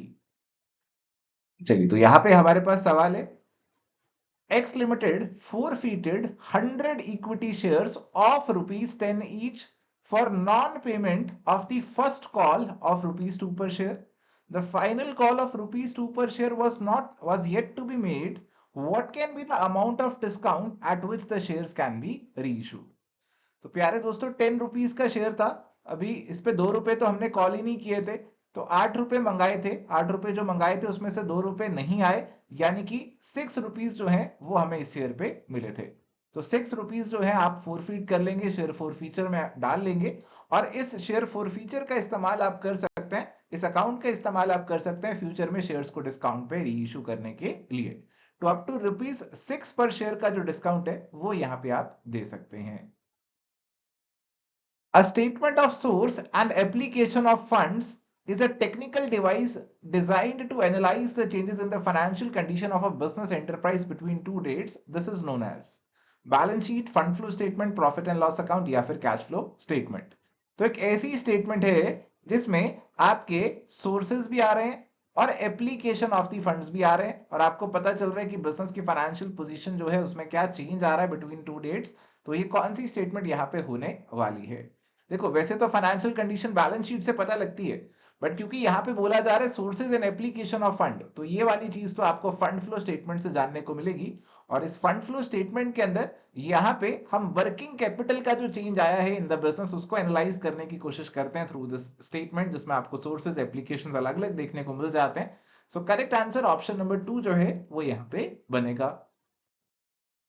चलिए अगला सवाल है, under which of the following schedules to the Companies Act 2013 computation of depreciation has been provided? तो हमारे जो कंपनीज एक्ट 2013 के शेड्यूल्स हैं उसमें हमारे पास जो हमारा सेकेंड शेड्यूल है वो बात करता है डेप्रीसिएशन की, और इसीलिए करेक्ट आंसर हमारे पास जो यहाँ पे बनेगा ऑप्शन नंबर 3 का बनेगा। तो शेड्यूल में आपको बता रखा है किस तरीके से आपको डेप्रीसिएशन कंप्यूट करना है।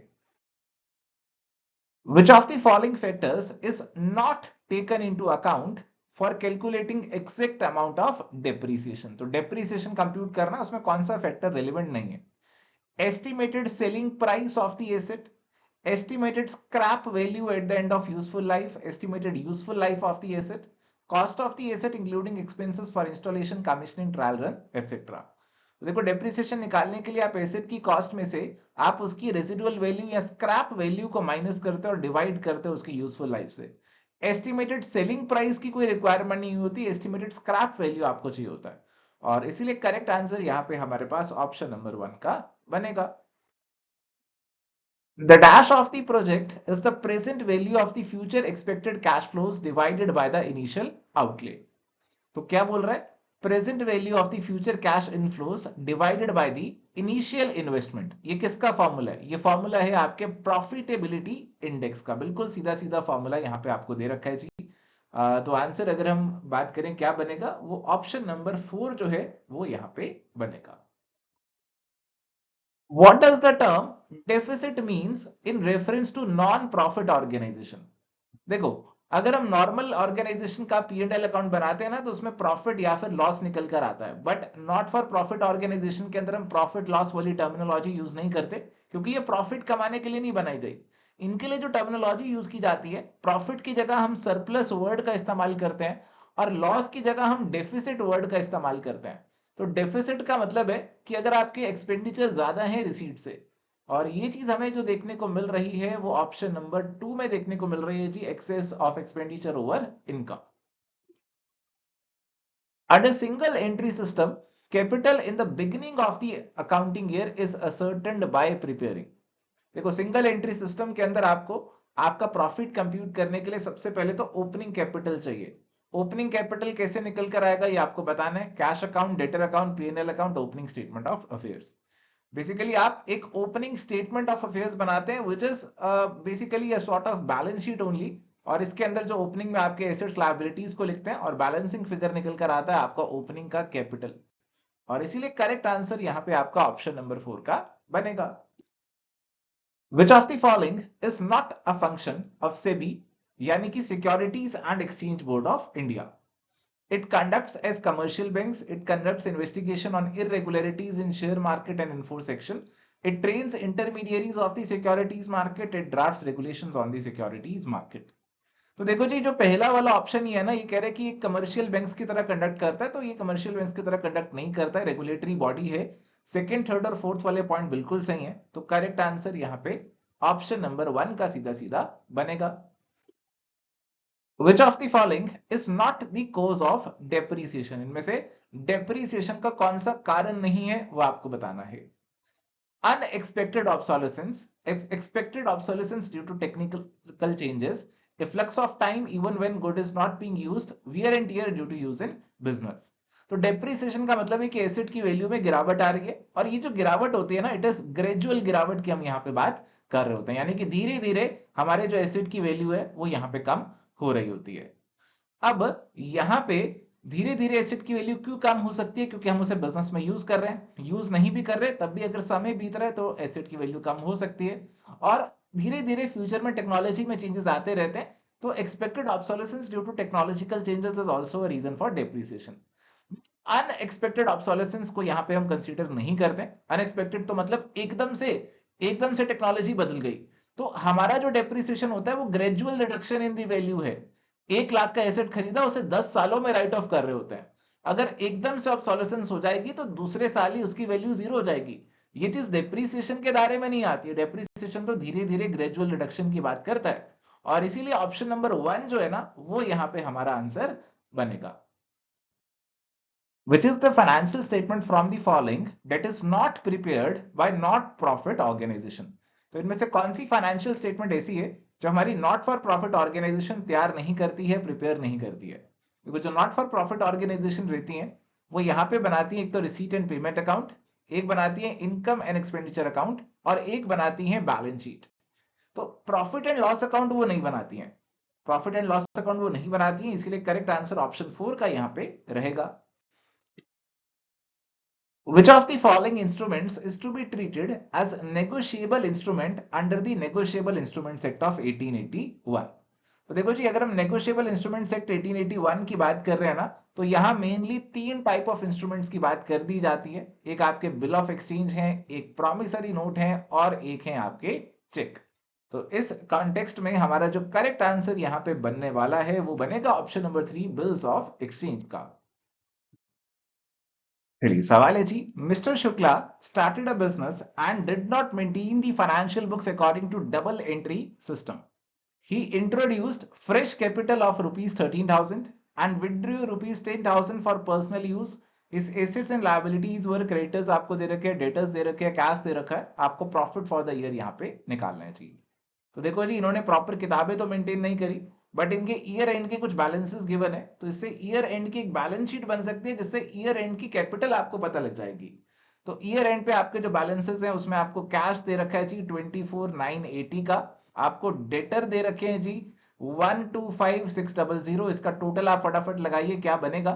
और दूसरी साइड आपको क्रेडिटर दे रखे हैं जी, टोटल दोनों साइड का सेम होगा, दोनों बराबर टोटल होंगे जी। क्रेडिटर्स आपको दे रखे हैं 90,000 की, और जो टोटल आपको मिलेगा इससे आप अपना बैलेंसिंग फिगर निकाल सकते हैं कैपिटल का। अगर आप ये कैपिटल का फिगर निकालेंगे it would come out to 60,580, या आपका कैपिटल निकलकर यहाँ पे आ जाएगा। दोनों साइड का आप टोटल निकालेंगे ना, तो this is going to be 150,580 के अराउंड ही आएगा दोनों साइड, जहां तक मुझे लग रहा है। आप एक बार खुद से भी कंप्यूट कीजिएगा जी। एंड यहाँ पे क्लोजिंग कैपिटल अपने को पता लग गया। ओपनिंग में जनाब ने 13,000 बिजनेस में डाले थे और साल भर में 10,000 की ड्राइंग्स भी कर ली। क्लोजिंग में 3,000 होना चाहिए था, बट है कितना 60,580, तो बीच का जो भी डिफरेंस है 57,580, ये उन्होंने प्रॉफिट कमाया जी। और इसीलिए करेक्ट आंसर यहाँ पे ऑप्शन नंबर 4 का बनेगा।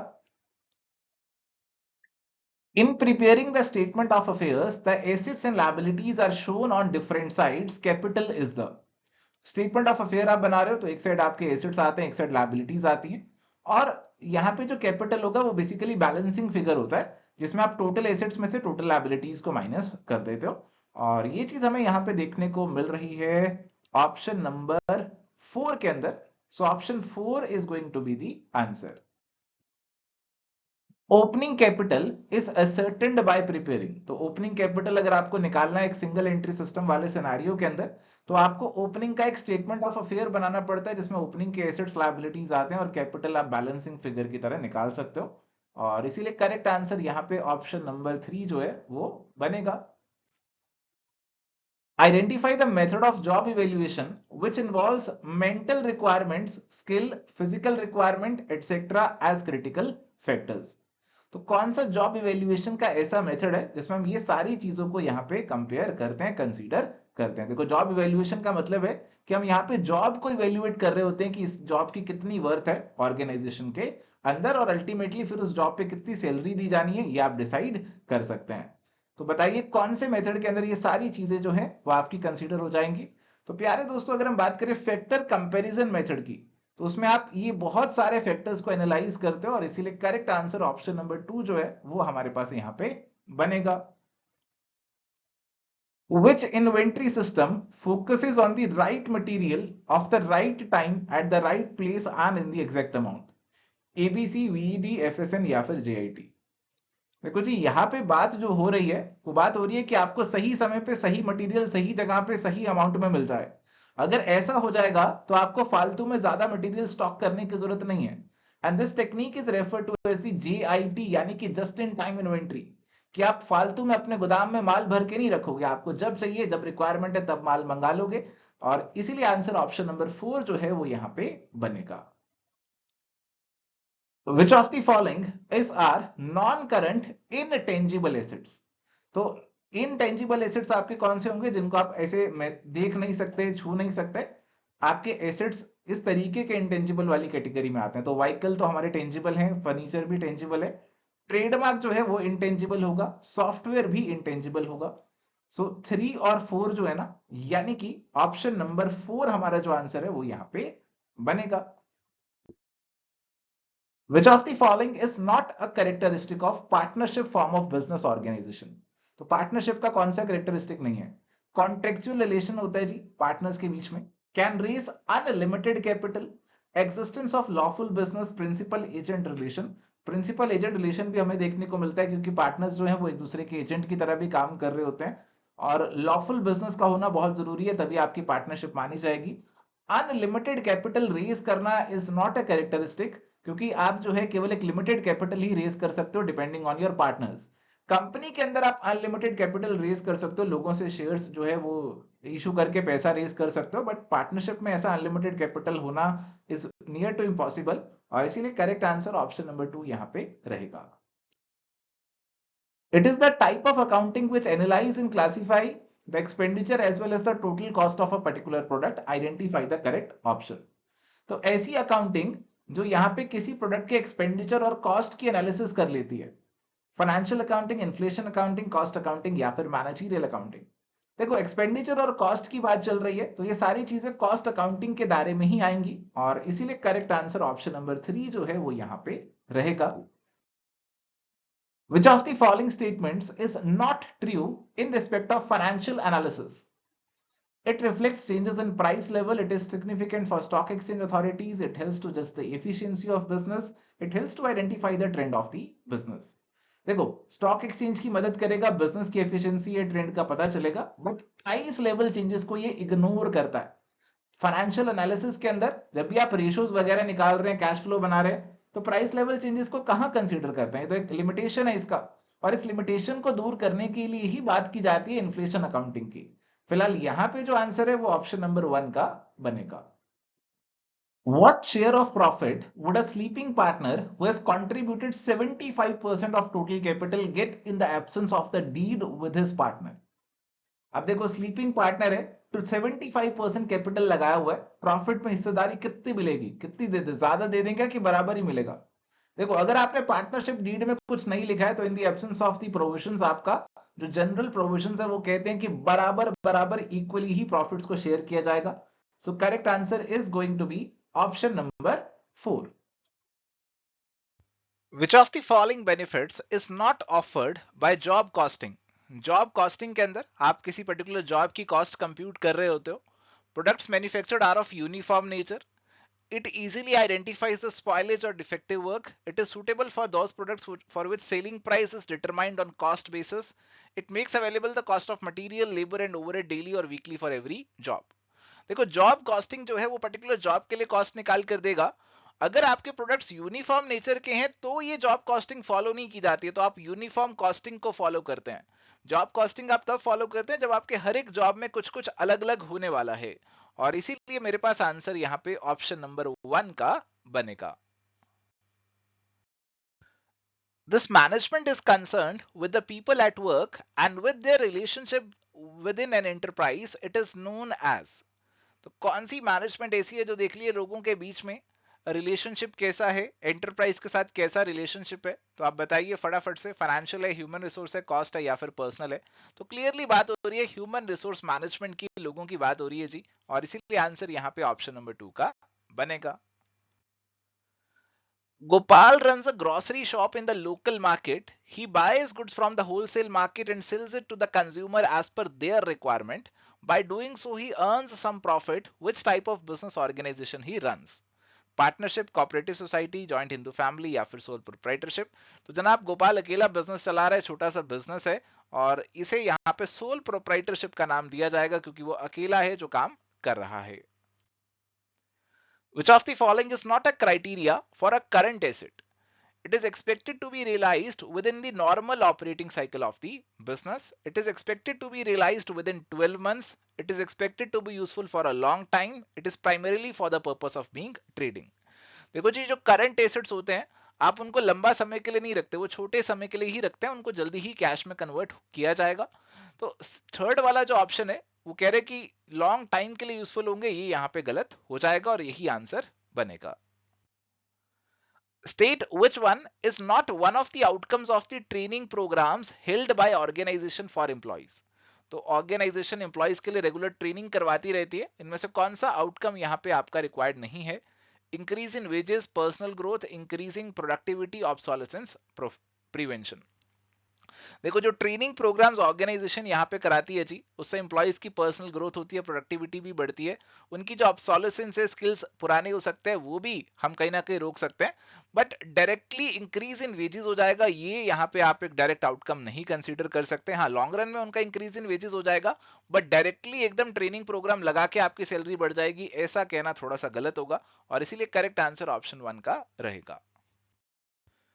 Consider the following items of current assets and arrange them in the order of liquidity. तो ऑर्डर ऑफ लिक्विडिटी में अरेंज करना है। ऑर्डर ऑफ लिक्विडिटी मतलब कि जो सबसे ज्यादा लिक्विड है उसे पहले रखिए और फिर बाकी जो कम लिक्विड है उनको आप रखिए। तो कैश इन हैंड तो कैश ही है, सबसे ज्यादा लिक्विड तो यही होगा। इसके बाद कैश एट बैंक आ सकता है। इसके बाद आपके डेटर्स आ जाएंगे क्योंकि डेटर से आपको कैश मिल जाएगा। इसके बाद आएगा क्लोजिंग स्टॉक, क्योंकि स्टॉक से पहले डेटर्स बनेंगे, फिर डेटर से जाकर कैश मिलेगा, तो सबसे ज्यादा कम लिक्विड तो स्टॉक ही है। तो इसीलिए हमारी जो सीक्वेंसिंग यहां पर बनेगी 2 3 4 1, यानी कि ऑप्शन नंबर 1 की बनेगी। Which of the following are the fundamental accounting assumptions? तो हमारे पास 3 फंडामेंटल अकाउंटिंग assumptions रहती हैं जी, गोइंग कंसर्न, कंसिस्टेंसी और एक्रूअल। ये 3 assumptions हमारे पास रहती है और यही हमें 3 1 2 3 के अंदर देखने को मिल रही हैं जी। तो ये फंडामेंटल अकाउंटिंग assumptions हमारे पास वो रहती हैं जिनको एज्यूम किया जाता है, आपने किताबों में फॉलो किया हुआ है, चाहे आप इनके बारे में मेंशन करें या ना करें। अगर आप इनको नहीं फॉलो कर रहे हैं तो आपको स्पेसिफिकली लिखना पड़ेगा। तो आंसर में ये तीनों आएंगे और इसीलिए करेक्ट आंसर यहां पे आपका ऑप्शन नंबर 3 का रहेगा। Which of the following is not true about capital reserve? तो अगर आपके पास कुछ कैपिटल रिजर्व पड़े हुए हैं तो उनके बारे में कौन सी स्टेटमेंट सही नहीं है? It can be use to issue bonus share, बिल्कुल कर सकते हो। It is created out of capital profit, जी हाँ। It is available for distribution of dividend, नहीं, डिविडेंड इनसे नहीं बांटा जा सकता, डिविडेंड तो आप रेवेन्यू प्रॉफिट से ही बांट सकते हो। It can be use for writing of capital losses, हाँ ये कर सकते हो। तो डिविडेंड इनसे नहीं बांट सकते और इसीलिए करेक्ट आंसर ऑप्शन नंबर 3 का यहाँ पे रहेगा। From the given options, identify which statement is not relevant for an ideal organizational structure. Responsibility should be clear and matched by authority. Corporate plan spells out the firm's vision. Power is centralized at the top without any delegation. Business structure should be flexible. तो पूछ रहे कौन सा relevant नहीं है? देखो, एक अच्छे ऑर्गेनाइजेशन स्ट्रक्चर के अंदर पावर डिसेंट्रलाइज्ड होनी चाहिए, ना कि सारी पावर टॉप पे सेंट्रलाइज्ड होनी चाहिए। तो डिसेंट्रलाइज्ड होनी चाहिए, डेलीगेशन भी होना चाहिए। तो थर्ड वाला पॉइंट यहाँ पे रिलेवेंट नहीं है, गलत है, और इसीलिए ये आंसर यहाँ पे बनेगा। Which of the following is our current liabilities? Current liability कौन सी है? Public deposit. पब्लिक डिपॉजिट जो लोगों से पैसा आपने डिपॉजिट्स ले रखे हैं, ये जनरली करंट में नहीं इंक्लूड किए जाते। आउटस्टैंडिंग एक्सपेंसेस थोड़े समय के लिए आपको थोड़े समय बाद पे करने पड़ेंगे, आपके करंट लायबिलिटी है। कॉल्स इन एडवांस, ये भी आपकी करंट लायबिलिटी है जी। प्रोविजन फॉर टैक्सेशन, ये भी एक करंट लायबिलिटी है जिसकी पेमेंट आपको जल्दी करनी पड़ेगी। तो 1 को छोड़ के 2 3 4 आ जाएंगे। ऑप्शन नंबर 1 जो है वो आंसर यहां पे बनेगा। The difference between countries' payments to foreigner and its receipts from the foreigners. Balance of trade, balance of currency, balance of payment या फिर balance of supply. देखो, जो हमारा balance of payment BOP account है, ये बेसिकली बताता है कि कितनी फॉरेनर्स को पेमेंट करी और कितना फॉरेनर से पैसा आपको मिला। इसके अंदर फर्दर एनालिसिस करते हैं करंट अकाउंट की, कैपिटल अकाउंट की, तो ये सब बात की एनालिसिस की चीजें हैं जी। ओवरऑल यहाँ पे बैलेंस ऑफ पेमेंट की ही बात हो रही है और इसीलिए करेक्ट आंसर यहाँ पे आपका ऑप्शन नंबर 3 का बनेगा।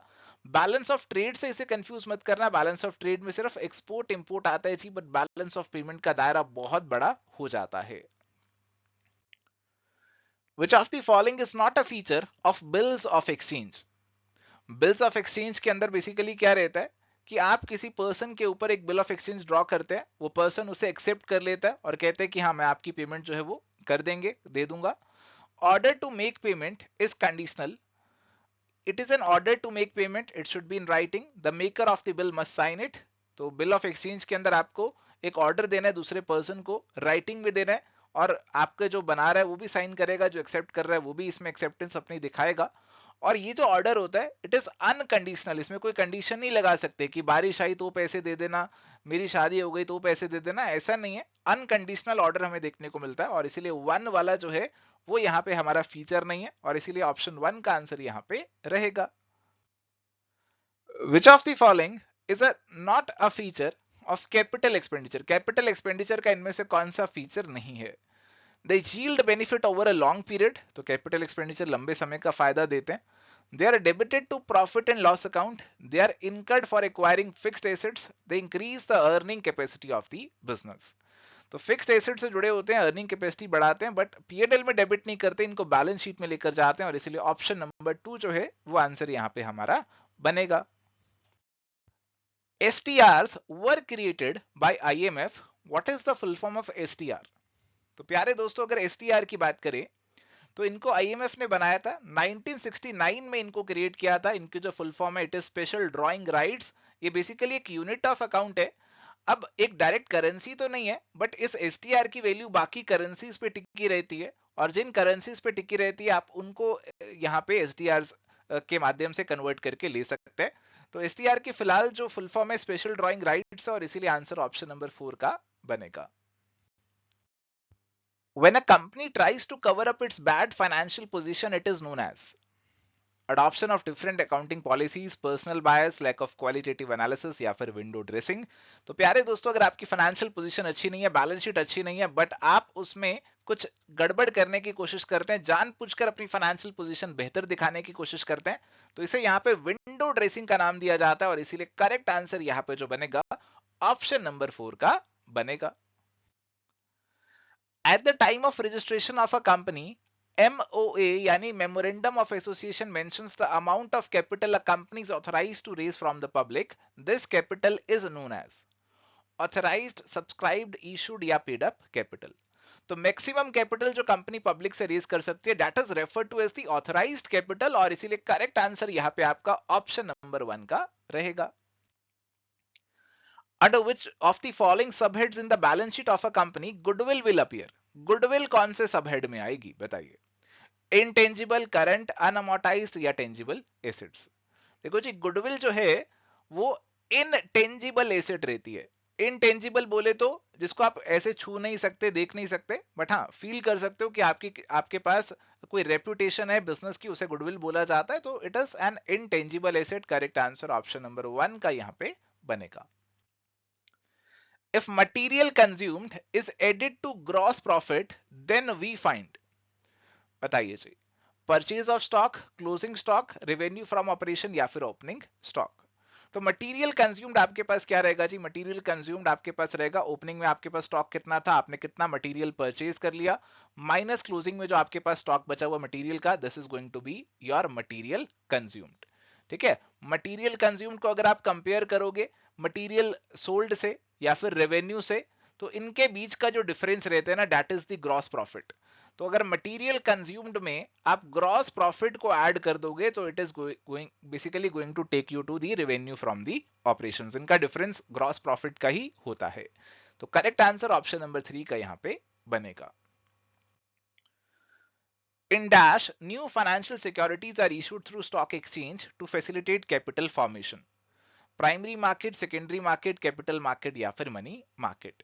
देखो जी आपकी जो नई फाइनेंशियल सिक्योरिटीज इशू की जाती हैं स्टॉक एक्सचेंजेस के माध्यम से, ये करी जाती हैं आपकी प्राइमरी मार्केट के अंदर. Primary market is basically a sub component of capital market only, but यहाँ पे जो प्रिसाइसली पूछा जा रहा है वो प्राइमरी मार्केट को पूछा जा रहा है. आईपीओ वगैरह जो आप लेकर आते हैं that is basically your primary market. The shares which are issued to the existing shareholders without any additional cost are called equity share, bonus share, forfeited shares या preference shares. तो आपने free of cost existing shareholders को और share दे दिए तो they are going to be basically referred to as the bonus shares only. So correct answer यहाँ पे option number 2 का बनेगा. Which function is not performed by RBI from the following? Banker of the government, custodian of foreign exchange reserves, note issue, control over the stock exchange. देखो जी, stock exchange के ऊपर control रखना RBI की जिम्मेदारी नहीं है, ये सेबी की जिम्मेदारी है। बाकी यहाँ गवर्नमेंट का बैंकर है, फॉरेक्स रिजर्व्स का कस्टोडियन है, नोट्स भी इशू करता है, और इसीलिए करेक्ट आंसर हमारे पास जो बनेगा वो ऑप्शन नंबर 4 का यहाँ पे बनेगा। Identify which statement is not true regarding the SEBI act. It promotes efficient services by brokers, merchants, etc. It regulates the securities market. It establishes a nationwide trading facility for all type of securities. It protects the interest of the investor. तो अगर सेबी के कानून की बात करें तो सेबी बनाया गया और ये रेगुलेट करेगा हमारे स्टॉक मार्केट्स को, स्टॉक मार्केट इंटरमीडियरीज को, इन्वेस्टर्स के इंटरेस्ट को प्रोटेक्ट करेगा। बट इसमें ऐसा कुछ नहीं है कि एक नेशन वाइड ट्रेडिंग फैसिलिटी बनाई जाएगी जिसमें सभी सिक्योरिटीज को ट्रेड कर लोगे, तो ऐसा कुछ नहीं है, और इसीलिए आंसर यहाँ पे ऑप्शन नंबर 3 का बनेगा। A new organization that replaced GATT with the objective to promote multilateral trade. IMF, WTO, WBO, GTO. तो प्यारे दोस्तों, गैट को बाय बाय किया था डब्ल्यूटीओ ने, वर्ल्ड ट्रेड ऑर्गेनाइजेशन में, जिसकी स्थापना आपकी 1 जनवरी 1995 को हो गई थी, और इसीलिए करेक्ट आंसर यहां पे आपका ऑप्शन नंबर 2 का रहेगा। Which of the following item of a non-financial company will be classified under revenue from operation? तो नॉन फाइनेंशियल कंपनी है जी, रेवेन्यू फ्रॉम ऑपरेशन में क्या आएगा? सेल्स रेवेन्यू फ्रॉम ऑपरेशन में आएंगे क्या? Interest on loan given, dividend income, revenue from services rendered. देखो, non financial company है तो लोन इनकम या फिर डिविडेंड इनकम तो यहाँ पे नहीं लेंगे आप, ये तो फाइनेंशियल कंपनी के लिए रेवेन्यू होगा। आप सेल्स और रेवेन्यू फ्रॉम सर्विसेज को ले सकते हैं, और इसके बेसिस पे जो आंसर बनेगा that is going to be option number 3। Which of the following is not one of the characteristics of planning? Planning का इनमें से कौन सा characteristic नहीं है? Planning is the last function among the managerial function. It is a continuous process. It logically precedes all other managerial functions. Managers at all levels are involved in planning. देखो जी, planning last function नहीं है, it is a पहला function, primary function होता है, और इसीलिए जो 1 वाला पॉइंट है ना वही गलत हो जाता है, और यही आंसर यहाँ पे हमारा बनेगा। बाकी सारे पॉइंट्स आपके बिल्कुल सही हैं। Which act from the following is not covered under business ethics? Business ethics में इनमें से कौन सा एक्ट नहीं आएगा? A buys goods and takes the proper bill from the shopkeeper. A gives his 100% to his work. A always pays his income tax on time. A purchases goods from a store but does not take the bill from the shopkeeper to save tax. तो देखो जी, 1, 2, 3 के अंदर तो सब कुछ proper लग रहा है, बट 4th वाले के अंदर गड़बड़ हो गई है कि आपने शॉपकीपर से बिल ही नहीं लिया ताकि आप टैक्स बचा सकें, और ये चीज आपके बिजनेस एथिक्स में तो नहीं आएगी, और इसीलिए ऑप्शन 4 यहाँ पे करेक्ट होगा। Job analysis, job description, job enrichment are some of the most important concepts of directing, controlling, staffing या फिर प्लानिंग। देखो, जॉब की एनालिसिस करना, जॉब की डिस्क्रिप्शन तैयार करना, जॉब को एनरिच करना, ये सारी चीजें कहीं ना कहीं आपकी ह्यूमन रिसोर्स मैनेजमेंट से जुड़ी हुई हैं, और ये जो ह्यूमन रिसोर्स मैनेजमेंट है ये स्टाफिंग से जुड़ा हुआ है, तो इसीलिए करेक्ट आंसर यहाँ पे हमारे पास ऑप्शन नंबर 3 का बनेगा। The rebate on a bill shows that. अब बिल ऑफ एक्सचेंज में कई बार आपको देखने को मिलता है कि आपने इस बिल की जो पेमेंट है वो मेच्योरिटी से पहले ही कर दी, और इस केस में आपको कुछ कंसेशन मिल जाता है। जो कंसेशन आपको मिल रहा है that is refer to as the rebate. और प्यारे दोस्तों, ये तब मिलेगा जब आपने बिल की पेमेंट कर दी before the date of maturity, और ये चीज हमें देखने को मिल रही है ऑप्शन नंबर 2 में, और इसीलिए ये आंसर यहां पे बनेगी। Compute the revenue from operations for a banking company from the information given below. Interest earned rupees 6,20,000, dividend received rupees 62,000, amount received from sale of building 10 lakh, sale of investment rupees 50,000, book value 32,000, refund of income tax rupees 10,000। देखो, एक banking company के revenue from operations की अगर हम यहाँ पे बात करें तो उसके अंदर क्या क्या चीजें आने वाली हैं, ये आपसे पूछा जा रहा है जी। जो इंटरेस्ट वो अर्न कर रही है वो आएगा, जो डिविडेंड उसने रिसीव किया वो भी यहाँ पे आएगा, इसके अलावा यहाँ पे इन्वेस्टमेंट को बेच के जो आपको पैसा मिला। देखो, इन्वेस्टमेंट आपने बेची तो 50,000 की, बट उसकी बुक वैल्यू 32 थी, तो इसमें प्रॉफिट जो हुआ वो आप रेवेन्यू में इंक्लूड कर सकते हो। बिल्डिंग वगैरह या रिफंड ऑफ इनकम टैक्स, ये तो उसके ऑपरेशंस का रेवेन्यू नहीं है, ये नॉन ऑपरेशंस का रेवेन्यू यहाँ पे होगा। तो 6,20,000 प्लस 62 प्लस 18 अगर आप करेंगे this would come out to rupees 7 lakh, और इसीलिए करेक्ट आंसर यहाँ पे ऑप्शन नंबर 3 का बनेगा। Dash is that managerial function that enables manager to get things done through persons both individually and collectively। तो कौन सा मैनेजरियल फंक्शन जो है ये मैनेजर को एनेबल करता है कि वो औरों लोगों से काम करवा सकता है, कोऑर्डिनेटिंग, डायरेक्टिंग, प्लानिंग या फिर कंट्रोलिंग। देखो जी, यहाँ पे जिस फंक्शन की बात हो रही है वो बात हो रही है डायरेक्टिंग की, कि आप डायरेक्शंस देकर और लोगों से काम करा सकते हो। इसमें लीडरशिप वगैरह, मोटिवेशन वगैरह बहुत सारी चीजें आ जाती हैं। Correct answer is going to be option number 2। Which of the following will be shown as trade receivables under current asset in the balance sheet? Short-term investment, sundry debtor, goods in transit, checks and drafts in hand। तो trade receivable basically is another term for sundry debtors, और इसीलिए correct answer यहां पे आपका option number 2 का बनेगा। The accumulated loss in case of a partnership is, तो partnership का जो भी एक्यूमुलेटेड लॉस है यहां पे पूछा जा रहा है कि वो क्या है। Is debit balance of the partners capital account, losses which are not debited to the partner's capital account, credit balances of P&L account, losses which are not credited to the partner's capital account। देखो, अगर आपको partnership में accumulated loss देखने को मिल रहा है, it means ये कुछ ऐसा लॉस है जो भी पार्टनर के कैपिटल अकाउंट में एडजस्ट नहीं किया। प्रॉफिट को क्रेडिट करते हैं, लॉस को डेबिट करते हैं पार्टनर के कैपिटल अकाउंट में। So this means it is the loss which is not yet debited to the partners capital account. Option 2 will be answer. What does स्वॉट स्टैंड फॉर? स्वॉट की फुल फॉर्म क्या है? स्वॉट का मतलब बहुत ही सिंपल है, strengths, weaknesses, opportunities and threats. तो इसीलिए आपका जो आंसर यहां पे बनेगा ऑप्शन नंबर 4 का बनेगा। अब प्रोविजन इज, प्रोविजन क्या है यहां पर आपसे पूछा जा रहा है। देखो, एक रिजर्व होता है, एक प्रोविजन होती है जी।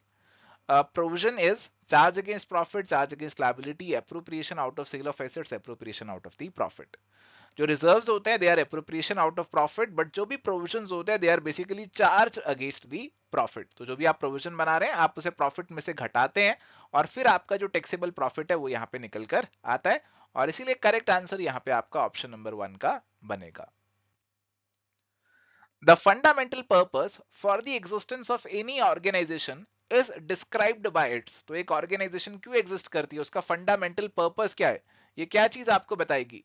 ये आपको प्रोसीजर, पॉलिसी, स्ट्रेटेजी, मिशन किस पे देखने को मिलेगा? ये आपको ऑर्गेनाइजेशन के मिशन में देखने को मिलेगा, और इसीलिए करेक्ट आंसर यहां पे आपका ऑप्शन नंबर 4 का बनेगा। What is the motive behind the cash held for meeting unexpected needs of cash cycle?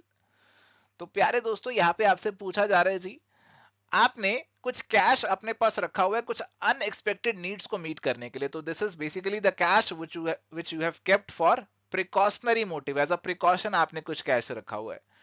Transaction, precaution, speculative या सेविंग? तो क्लियरली आंसर यहां पे बनेगा ऑप्शन नंबर 2, प्रिकॉशनरी मोटिव का। Option 2 would be the correct answer. Which is not the basic feature of primary capital market? Primary capital market का इनमें से कौन सा बेसिक फीचर नहीं है? It creates liquidity for investors. It is not the name of any particular place but the activity of bringing in new issues. It has various methods of raising capital including offer for sale. It facilitates issuance of new securities।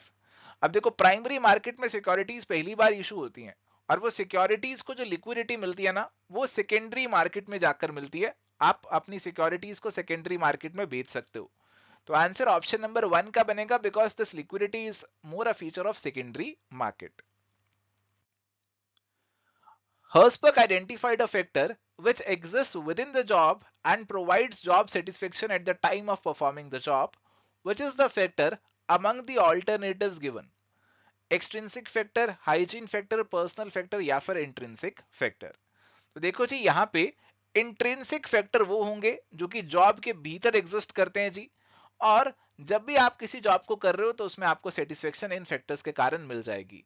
तो अगर आपकी job के अंदर आपको कुछ features देखने को मिल रहे हैं, उसमें आपको रिकॉग्निशन मिल रहा है, आप फील कर रहे हैं कि आप कुछ मीनिंगफुल कर रहे हैं, एडवांसमेंट के अपॉर्चुनिटीज मिल रहे हैं, so these all intrinsic factors contribute to job satisfaction, और इसीलिए करेक्ट आंसर यहां पे आपका ऑप्शन नंबर 4 का बनेगा। The basic role of marketing is to have the right products or services in the right quantity at the बताइए right place, right time and place या फिर right market. तो प्यारे दोस्तों, मार्केट का बेसिक रोल है कि जो राइट प्रोडक्ट्स और सर्विसेज है राइट क्वांटिटी में राइट टाइम और राइट प्लेस पे पहुंच जाएं. तो राइट टाइम राइट प्लेस दोनों यहां पे आएंगे और इसीलिए करेक्ट आंसर यहां पे आपका ऑप्शन नंबर 3 का रहेगा. Genetic industry and extractive industry are example of. तो ये कौन सी इंडस्ट्री के एग्जाम्पल हैं, ये आपसे पूछा जा रहा है जी. Genetic is primary and extractive is tertiary. Both are secondary, both are primary, both are tertiary. देखो जी, ये तो दोनों इंडस्ट्रीज है ना, they are primary industries. Primary industries है. जेनेटिक के अंदर आपको जेनेटिक ब्रीडिंग कर रहे होते हो, जैसे पोल्ट्री फार्मिंग है, डेयरिंग वगैरह कर रहे होते हो. बट एक्सट्रैक्टिव के अंदर आपको जमीन से एक्सट्रैक्ट कर रहे हो, जमीन से निकाल रहे हो, माइनिंग वगैरह कर रहे हो, डिगिंग कर रहे हो, ऑयल एक्सट्रैक्शन कर रहे हो. ये दोनों प्राइमरी के अंदर आते हैं और इसीलिए करेक्ट आंसर यहाँ पे आपका ऑप्शन नंबर 3 का रहेगा. Identify the statement which is incorrect according to partnership act 1932. A minor can be admitted as a partner in the firm. When a partner is admitted, assets and liabilities are revalued. The incoming partner has to bring the amount of capital along with the amount of goodwill. A partner can be admitted without the consent of all other partners. देखो जी, अगर एक नए partner को admit करना है तो उसको बाकी सभी की कंसेंट से ही एडमिट किया जा सकता है, विदाउट कंसेंट एडमिट नहीं किया जा सकता एज पर दी पार्टनरशिप लॉ. और इसीलिए ऑप्शन नंबर 4 जो है ये इनकरेक्ट होगी और यही आंसर यहाँ पे बनेगी. A country has a dash in producing a good if the opportunity cost of producing a good is lower at home than in the other country. Option है कंपैरेटिव एडवांटेज, प्रॉफिट, लॉस या फिर comparative disadvantage. तो अगर एक country के अंदर किसी सामान को बनाने की अपॉर्चुनिटी कॉस्ट कम है तो इसका मतलब है उस कंट्री के पास उस गुड में कंपैरेटिव एडवांटेज है as compare to the other country. और इसीलिए करेक्ट आंसर यहाँ पे आपका ऑप्शन नंबर 1 का बनेगा. Which of the following items should be included in current liabilities while calculating current ratio? देखो, करंट रेशियो आप निकाल रहे हो तो करंट एसेट्स और करंट लायबिलिटीज चाहिए. और करंट लायबिलिटीज में कौन सी आइटम यहाँ पे आएगी आपको बताना है. Bank overdraft. देखो, बैंक ओवरड्राफ्ट तो एक करंट लायबिलिटी है, शॉर्ट टर्म लायबिलिटी है, तो ये आना चाहिए. Goodwill, mortgage loan, bank loan, ये तो नहीं आएगा. और इसीलिए करेक्ट आंसर यहाँ पे आपका ऑप्शन नंबर 1 का रहेगा. The Heckscher all-in model is principally focused on what concept aspect of the economics. तो Heckscher all-in model जो है it is a popular model जो कि basically बात करता है इंटरनेशनल ट्रेड की. इंटरनेशनल ट्रेड जो है उसको कौन से फैक्टर्स यहाँ पे इन्फ्लुएंस करेंगे. Internal trade, international trade, demand supply, comparative advantage. तो क्लियरली हम आंसर दे सकते हैं option number 2 will B the correct answer. Subscription received in advance by any non-profit organization are shown. तो अगर किसी नॉन फॉर प्रॉफिट ऑर्गेनाइजेशन को कुछ subscription advance में मिल गया तो बेसिकली क्या बन गई, उसकी एक तरीके की लायबिलिटी बन गई है. तो कहां पे शो करेंगे फटाफट से बताइए. Debit side of income expenditure, asset side of balance sheet, credit side of income expenditure, liability side of the balance sheet. तो क्लियरली एक लायबिलिटी है जी और liability side of the balance sheet पे ही आएगी और इसीलिए करेक्ट आंसर यहाँ पे ऑप्शन नंबर 4 का रहेगा. Which form of business organization has the following characteristics? The business is carried on by the members of the family. Eldest person carries the business for all. The membership of business is on the basis of birth. तो clearly यहाँ पे define किया जा रहा है आपके HUF या फिर जॉइंट हिंदू फैमिली बिजनेस को. और क्लियरली यहाँ पे जो आंसर है ऑप्शन नंबर 3 का ही रहेगा. Which is not one of the measures adopted by the government to fulfill the objective of globalization. तो ग्लोबलाइजेशन आपको कहते हैं कि सारा विश्व आज की डेट में एक बन रहा है, सब कंट्रीज एक दूसरे के साथ जुड़े हुए हैं जी. तो हमारी गवर्नमेंट ने भी काफी मेजर्स लिए हैं इस कॉन्टेक्स्ट में, बट कौन सा नहीं है, कौन सा ग्लोबलाइजेशन के अगेंस्ट जा रहा है वो आपको बताना है. रिमूवल ऑफ क्वांटिटेटिव रिस्ट्रिक्शंस, तो हमने रिस्ट्रिक्शंस को इंप्रूव किया, रिमूव किया. Reduction in custom duties, custom duties को कम किया ताकि फॉरेन ट्रेड को बढ़ा सके. एनकरेजमेंट ऑफ फॉरेन टेक्नोलॉजी, ये भी बिल्कुल सही है. एलिमिनेटिंग फॉरेन इन्वेस्टमेंट, देखो फॉरेन इन्वेस्टमेंट को एलिमिनेट नहीं किया, बढ़ावा दिया ताकि ग्लोबलाइजेशन बढ़े. तो ऑप्शन नंबर 4 जो है ना वो गलत हो जाएगा और यही आंसर यहां पे रहेगा. State which of the following statements about a private company is not true. restricts the right of member to transfer the shares, does not invite public to subscribe to shares, it is necessary to use the words private limited at the end of the name, has minimum 2 and maximum 50 members excluding the past and the present employers.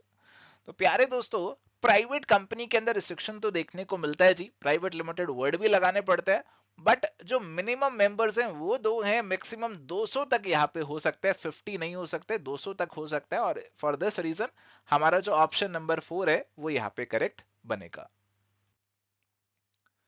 Which of the following is are the example of auxiliary to trade? Auxiliary to trade basically आपके कुछ ऐसे factors है जो कि आपकी trade को assist करते हैं, ट्रेड में मदद करते हैं. इसके अंदर जो भी आपकी सर्विसेज है ना, बिजनेस सर्विसेज, वो सारी आ जाती हैं.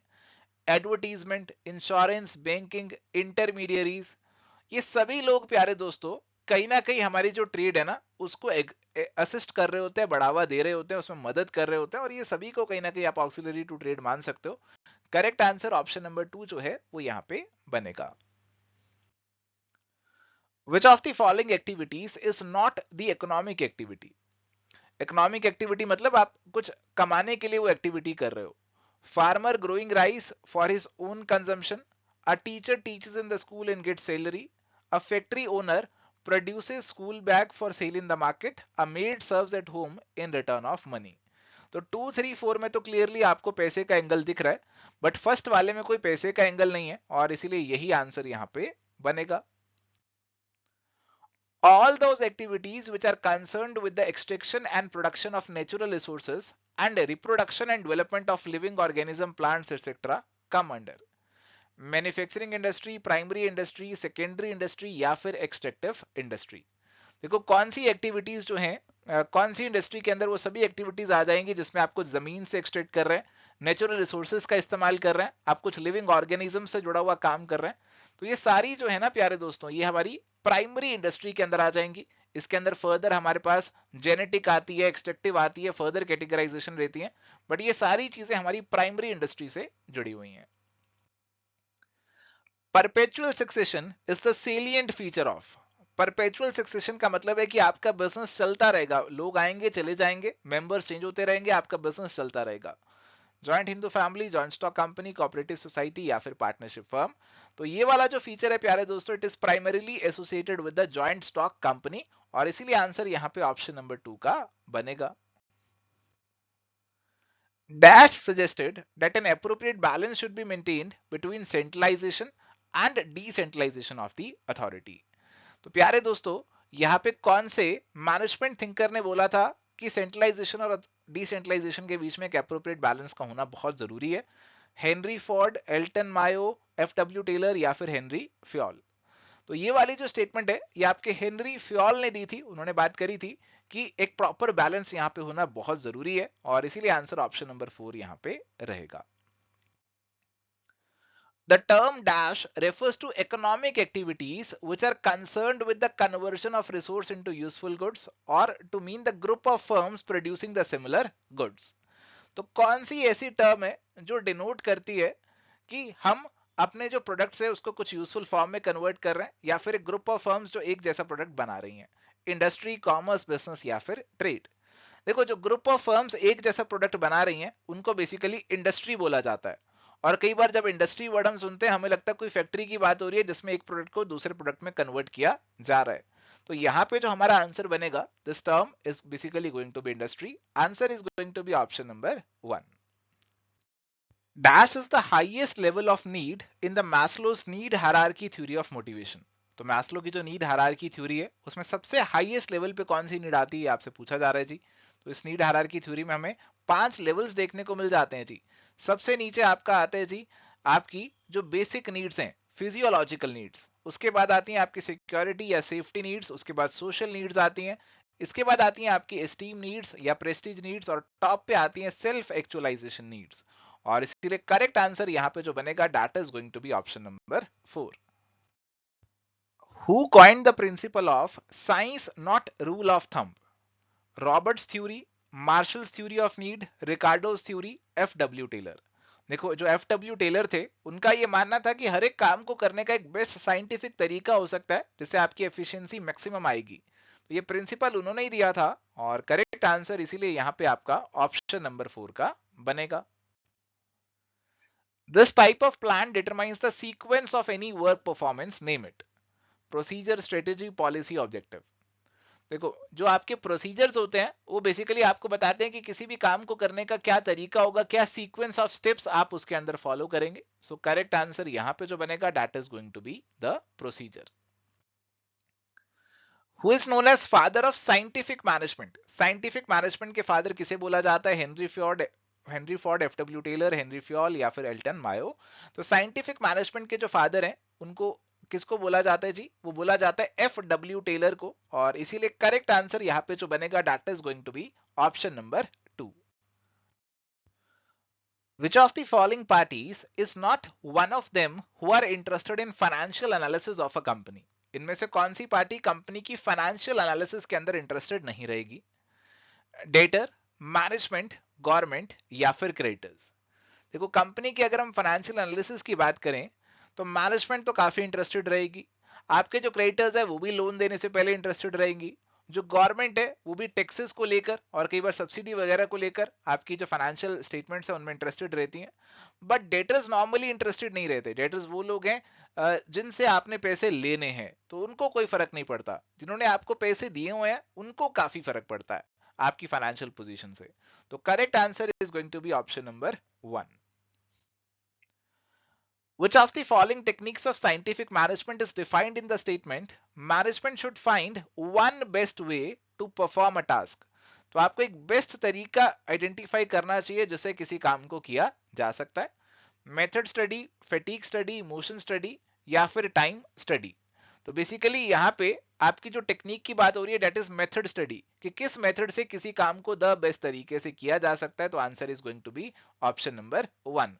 जो आपकी टाइम स्टडी होती है वो किसी काम के स्टैंडर्ड टाइम को आइडेंटिफाई करने की कोशिश करती है। मोशन स्टडी आपके जो अननेसेसरी किसी मूवमेंट्स हो रहे हैं किसी जॉब में उनको रिमूव करने की कोशिश करती है। फैटिग स्टडी ये आइडेंटिफाई करती है कि कब एम्प्लॉइज थक जाते हैं, कब उनको रेस्ट देना चाहिए। आंसर यहां पे ऑप्शन नंबर 1 का रहेगा। The most effective medium for outreaching product information to housewives in rural areas. Rural areas की हाउसवाइव्स हैं, कैसे आप उनको रीच करोगे? Radio, television, social media, e commerce website या प्रोफेशनल मैगजीन। देखो रूरल एरियाज के अंदर रेडियो तो रहेगा ही रहेगा और टीवी भी आजकल देखने को मिल ही जाता है। Social media, e commerce website, professional magazine का होना थोड़ा सा मुश्किल है और इसीलिए करेक्ट आंसर यहाँ पे ऑप्शन नंबर 1 का बनेगा। What does SEBI stand for? बहुत ही इजी क्वेश्चन है जी। Securities and exchange board of India SEBI है, 1988 में बनाया गया, 92 में स्टैट्यूटरी स्टेटस मिला। ऑप्शन नंबर 3 करेक्ट आंसर यहां पे रहेगा। Debenture holders are only dash of the company, customers, directors, creditors या फिर शेयर होल्डर। देखो डिबेंचर होल्डर्स बेसिकली वो लोग हैं जिन्होंने आपको लोन दिया हुआ है, तो ये आपके क्रेडिटर्स हो जाएंगे कंपनी के। करेक्ट आंसर यहां पे आपका ऑप्शन नंबर 3 का बनेगा। According to accounting principles, a current ratio of dash is supposed to be an ideal one. तो अकाउंटिंग प्रिंसिपल्स के मुताबिक करंट रेशियो 2:1 अगर रहती है तो उसे आइडियल माना जाता है और इसीलिए करेक्ट आंसर यहां पे आपका ऑप्शन नंबर 1 का रहेगा। Ratio of current assets to current liabilities is 2.5:1. The accountant is interested in maintaining a current ratio of 2:1 by acquiring some current assets on credit. What amount of current assets should be acquired? तो अभी हमारे पास 10 लाख के current assets हैं और 4 लाख की current liabilities हैं और अभी क्या जो अकाउंटेंट है वो चाहते हैं कि कुछ करंट एसेट्स मैं खरीद लूं, जैसे लेट सपोज x रुपीस के करंट एसेट्स खरीद लूं क्रेडिट पे, तो करंट एसेट्स और करंट लायबिलिटीज दोनों x से बढ़ जाएंगे और वो रेशियो चाहते हैं कि 2:1 की आ जाए।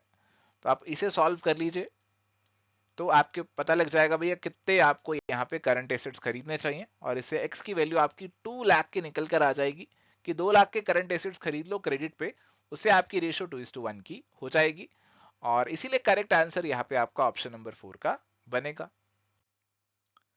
लिक्विडिटी रेशियो का फॉर्मूला पूछ रहे हैं जी, फटाफट से बताइए क्या फॉर्मूला है लिक्विडिटी रेशियो का। लिक्विडिटी रेशियो इसके अंदर आपके न्यूमरेटर में लिक्विड एसेट्स आते हैं और डिनोमिनेटर में करंट लायबिलिटीज रहते हैं और ये चीज आपको ऑप्शन नंबर 1 में देखने को मिल रही है। So that is going to be the correct answer. A and B are partners sharing profits in the ratio of 2:1. Find their sacrifice or gain due to change in profit sharing ratio if they decide to share profits equally. तो अभी A के पास 2/3 है, B के पास 1/3 है. अगर दोनों बराबर बराबर शेयर करते हैं तो अभी क्या हो जाएगा, A के पास 1/2 आ जाएगा और B के पास भी 1/2 आ जाएगा. तो A यहाँ पे सेक्रीफाइस करेगा, बेसिकली कितना सेक्रीफाइस करेगा अगर आपको ये निकालना हो तो 4 - 3 डिवाइडेड बाय 6, तो ये 1/6 सेक्रीफाइस करेगा और ये जो है 1/6 का गेन करेगा. तो A sacrifice 1/6 and B gain 1/6. Correct answer option 4 का बनेगा. Which of the following is the correct provision for interest on partner's loan in the absence of partnership deed? Interest rate paid at 6% per annum only if there is profit. Interest rate paid at 10% per annum even if there is a loss. Interest rate paid at 6% per annum even if there is a loss. Interest is not paid. तो partner के loan का जो interest रहता है in the absence of partnership deed वो रहता है जी 6% per annum का, और ये दिया जाएगा इररिस्पेक्टिव ऑफ प्रॉफिट और लॉस. चाहे प्रॉफिट है चाहे लॉस है, ये इंटरेस्ट आपको दिया ही जाएगा. और इसीलिए हमारे पास जो आंसर बनेगा that is going to be option number 3, 6% even if there is a loss. Who said that goodwill is nothing more than the probability that the old customer will resort to the old place? तो goodwill की एक definition दे रखी है और पूछ रहे हैं ये डेफिनेशन किसने दी थी. एक फैक्चुअल क्वेश्चन है तो आपको काफी सारे फैक्ट्स याद रखने पड़ते हैं एग्जामिनेशन के लिए, और ये भी कहीं ना कहीं याद रखना पड़ेगा. ये वाली जो स्टेटमेंट है ये आपकी लॉर्ड एल्डन ने दी थी और इसीलिए करेक्ट आंसर यहाँ पे आपका ऑप्शन 1 का रहेगा. सो थैंक यू प्यारे दोस्तों, ये था जी आज का हमारा सेशन. अगर आपको आज का वीडियो अच्छा लगा तो प्लीज इसे लाइक कर दीजिए. YouTube चैनल पे नए हैं तो सब्सक्राइब कर लीजिए. इस सेशन का PDF आपको हमारे टेलीग्राम चैनल पे मिल जाएगा और हमारे सभी कोर्सेज की डिटेल्स आप चेकआउट कर सकते हैं एविस्टडी क्लासेस के ऐप पे. एंड प्यारे दोस्तों, अगर आपकी कोई क्वेरी है तो आप हमें रीच आउट कर सकते हैं. नीचे नंबर आपको देखने को मिल रहा है, आप इस पे कॉल या व्हाट्सएप कर सकते हैं. तो आज के लिए सेशन में इतना ही जी, मिलेंगे नेक्स्ट सेशन में. Till then goodbye, take care, all the best.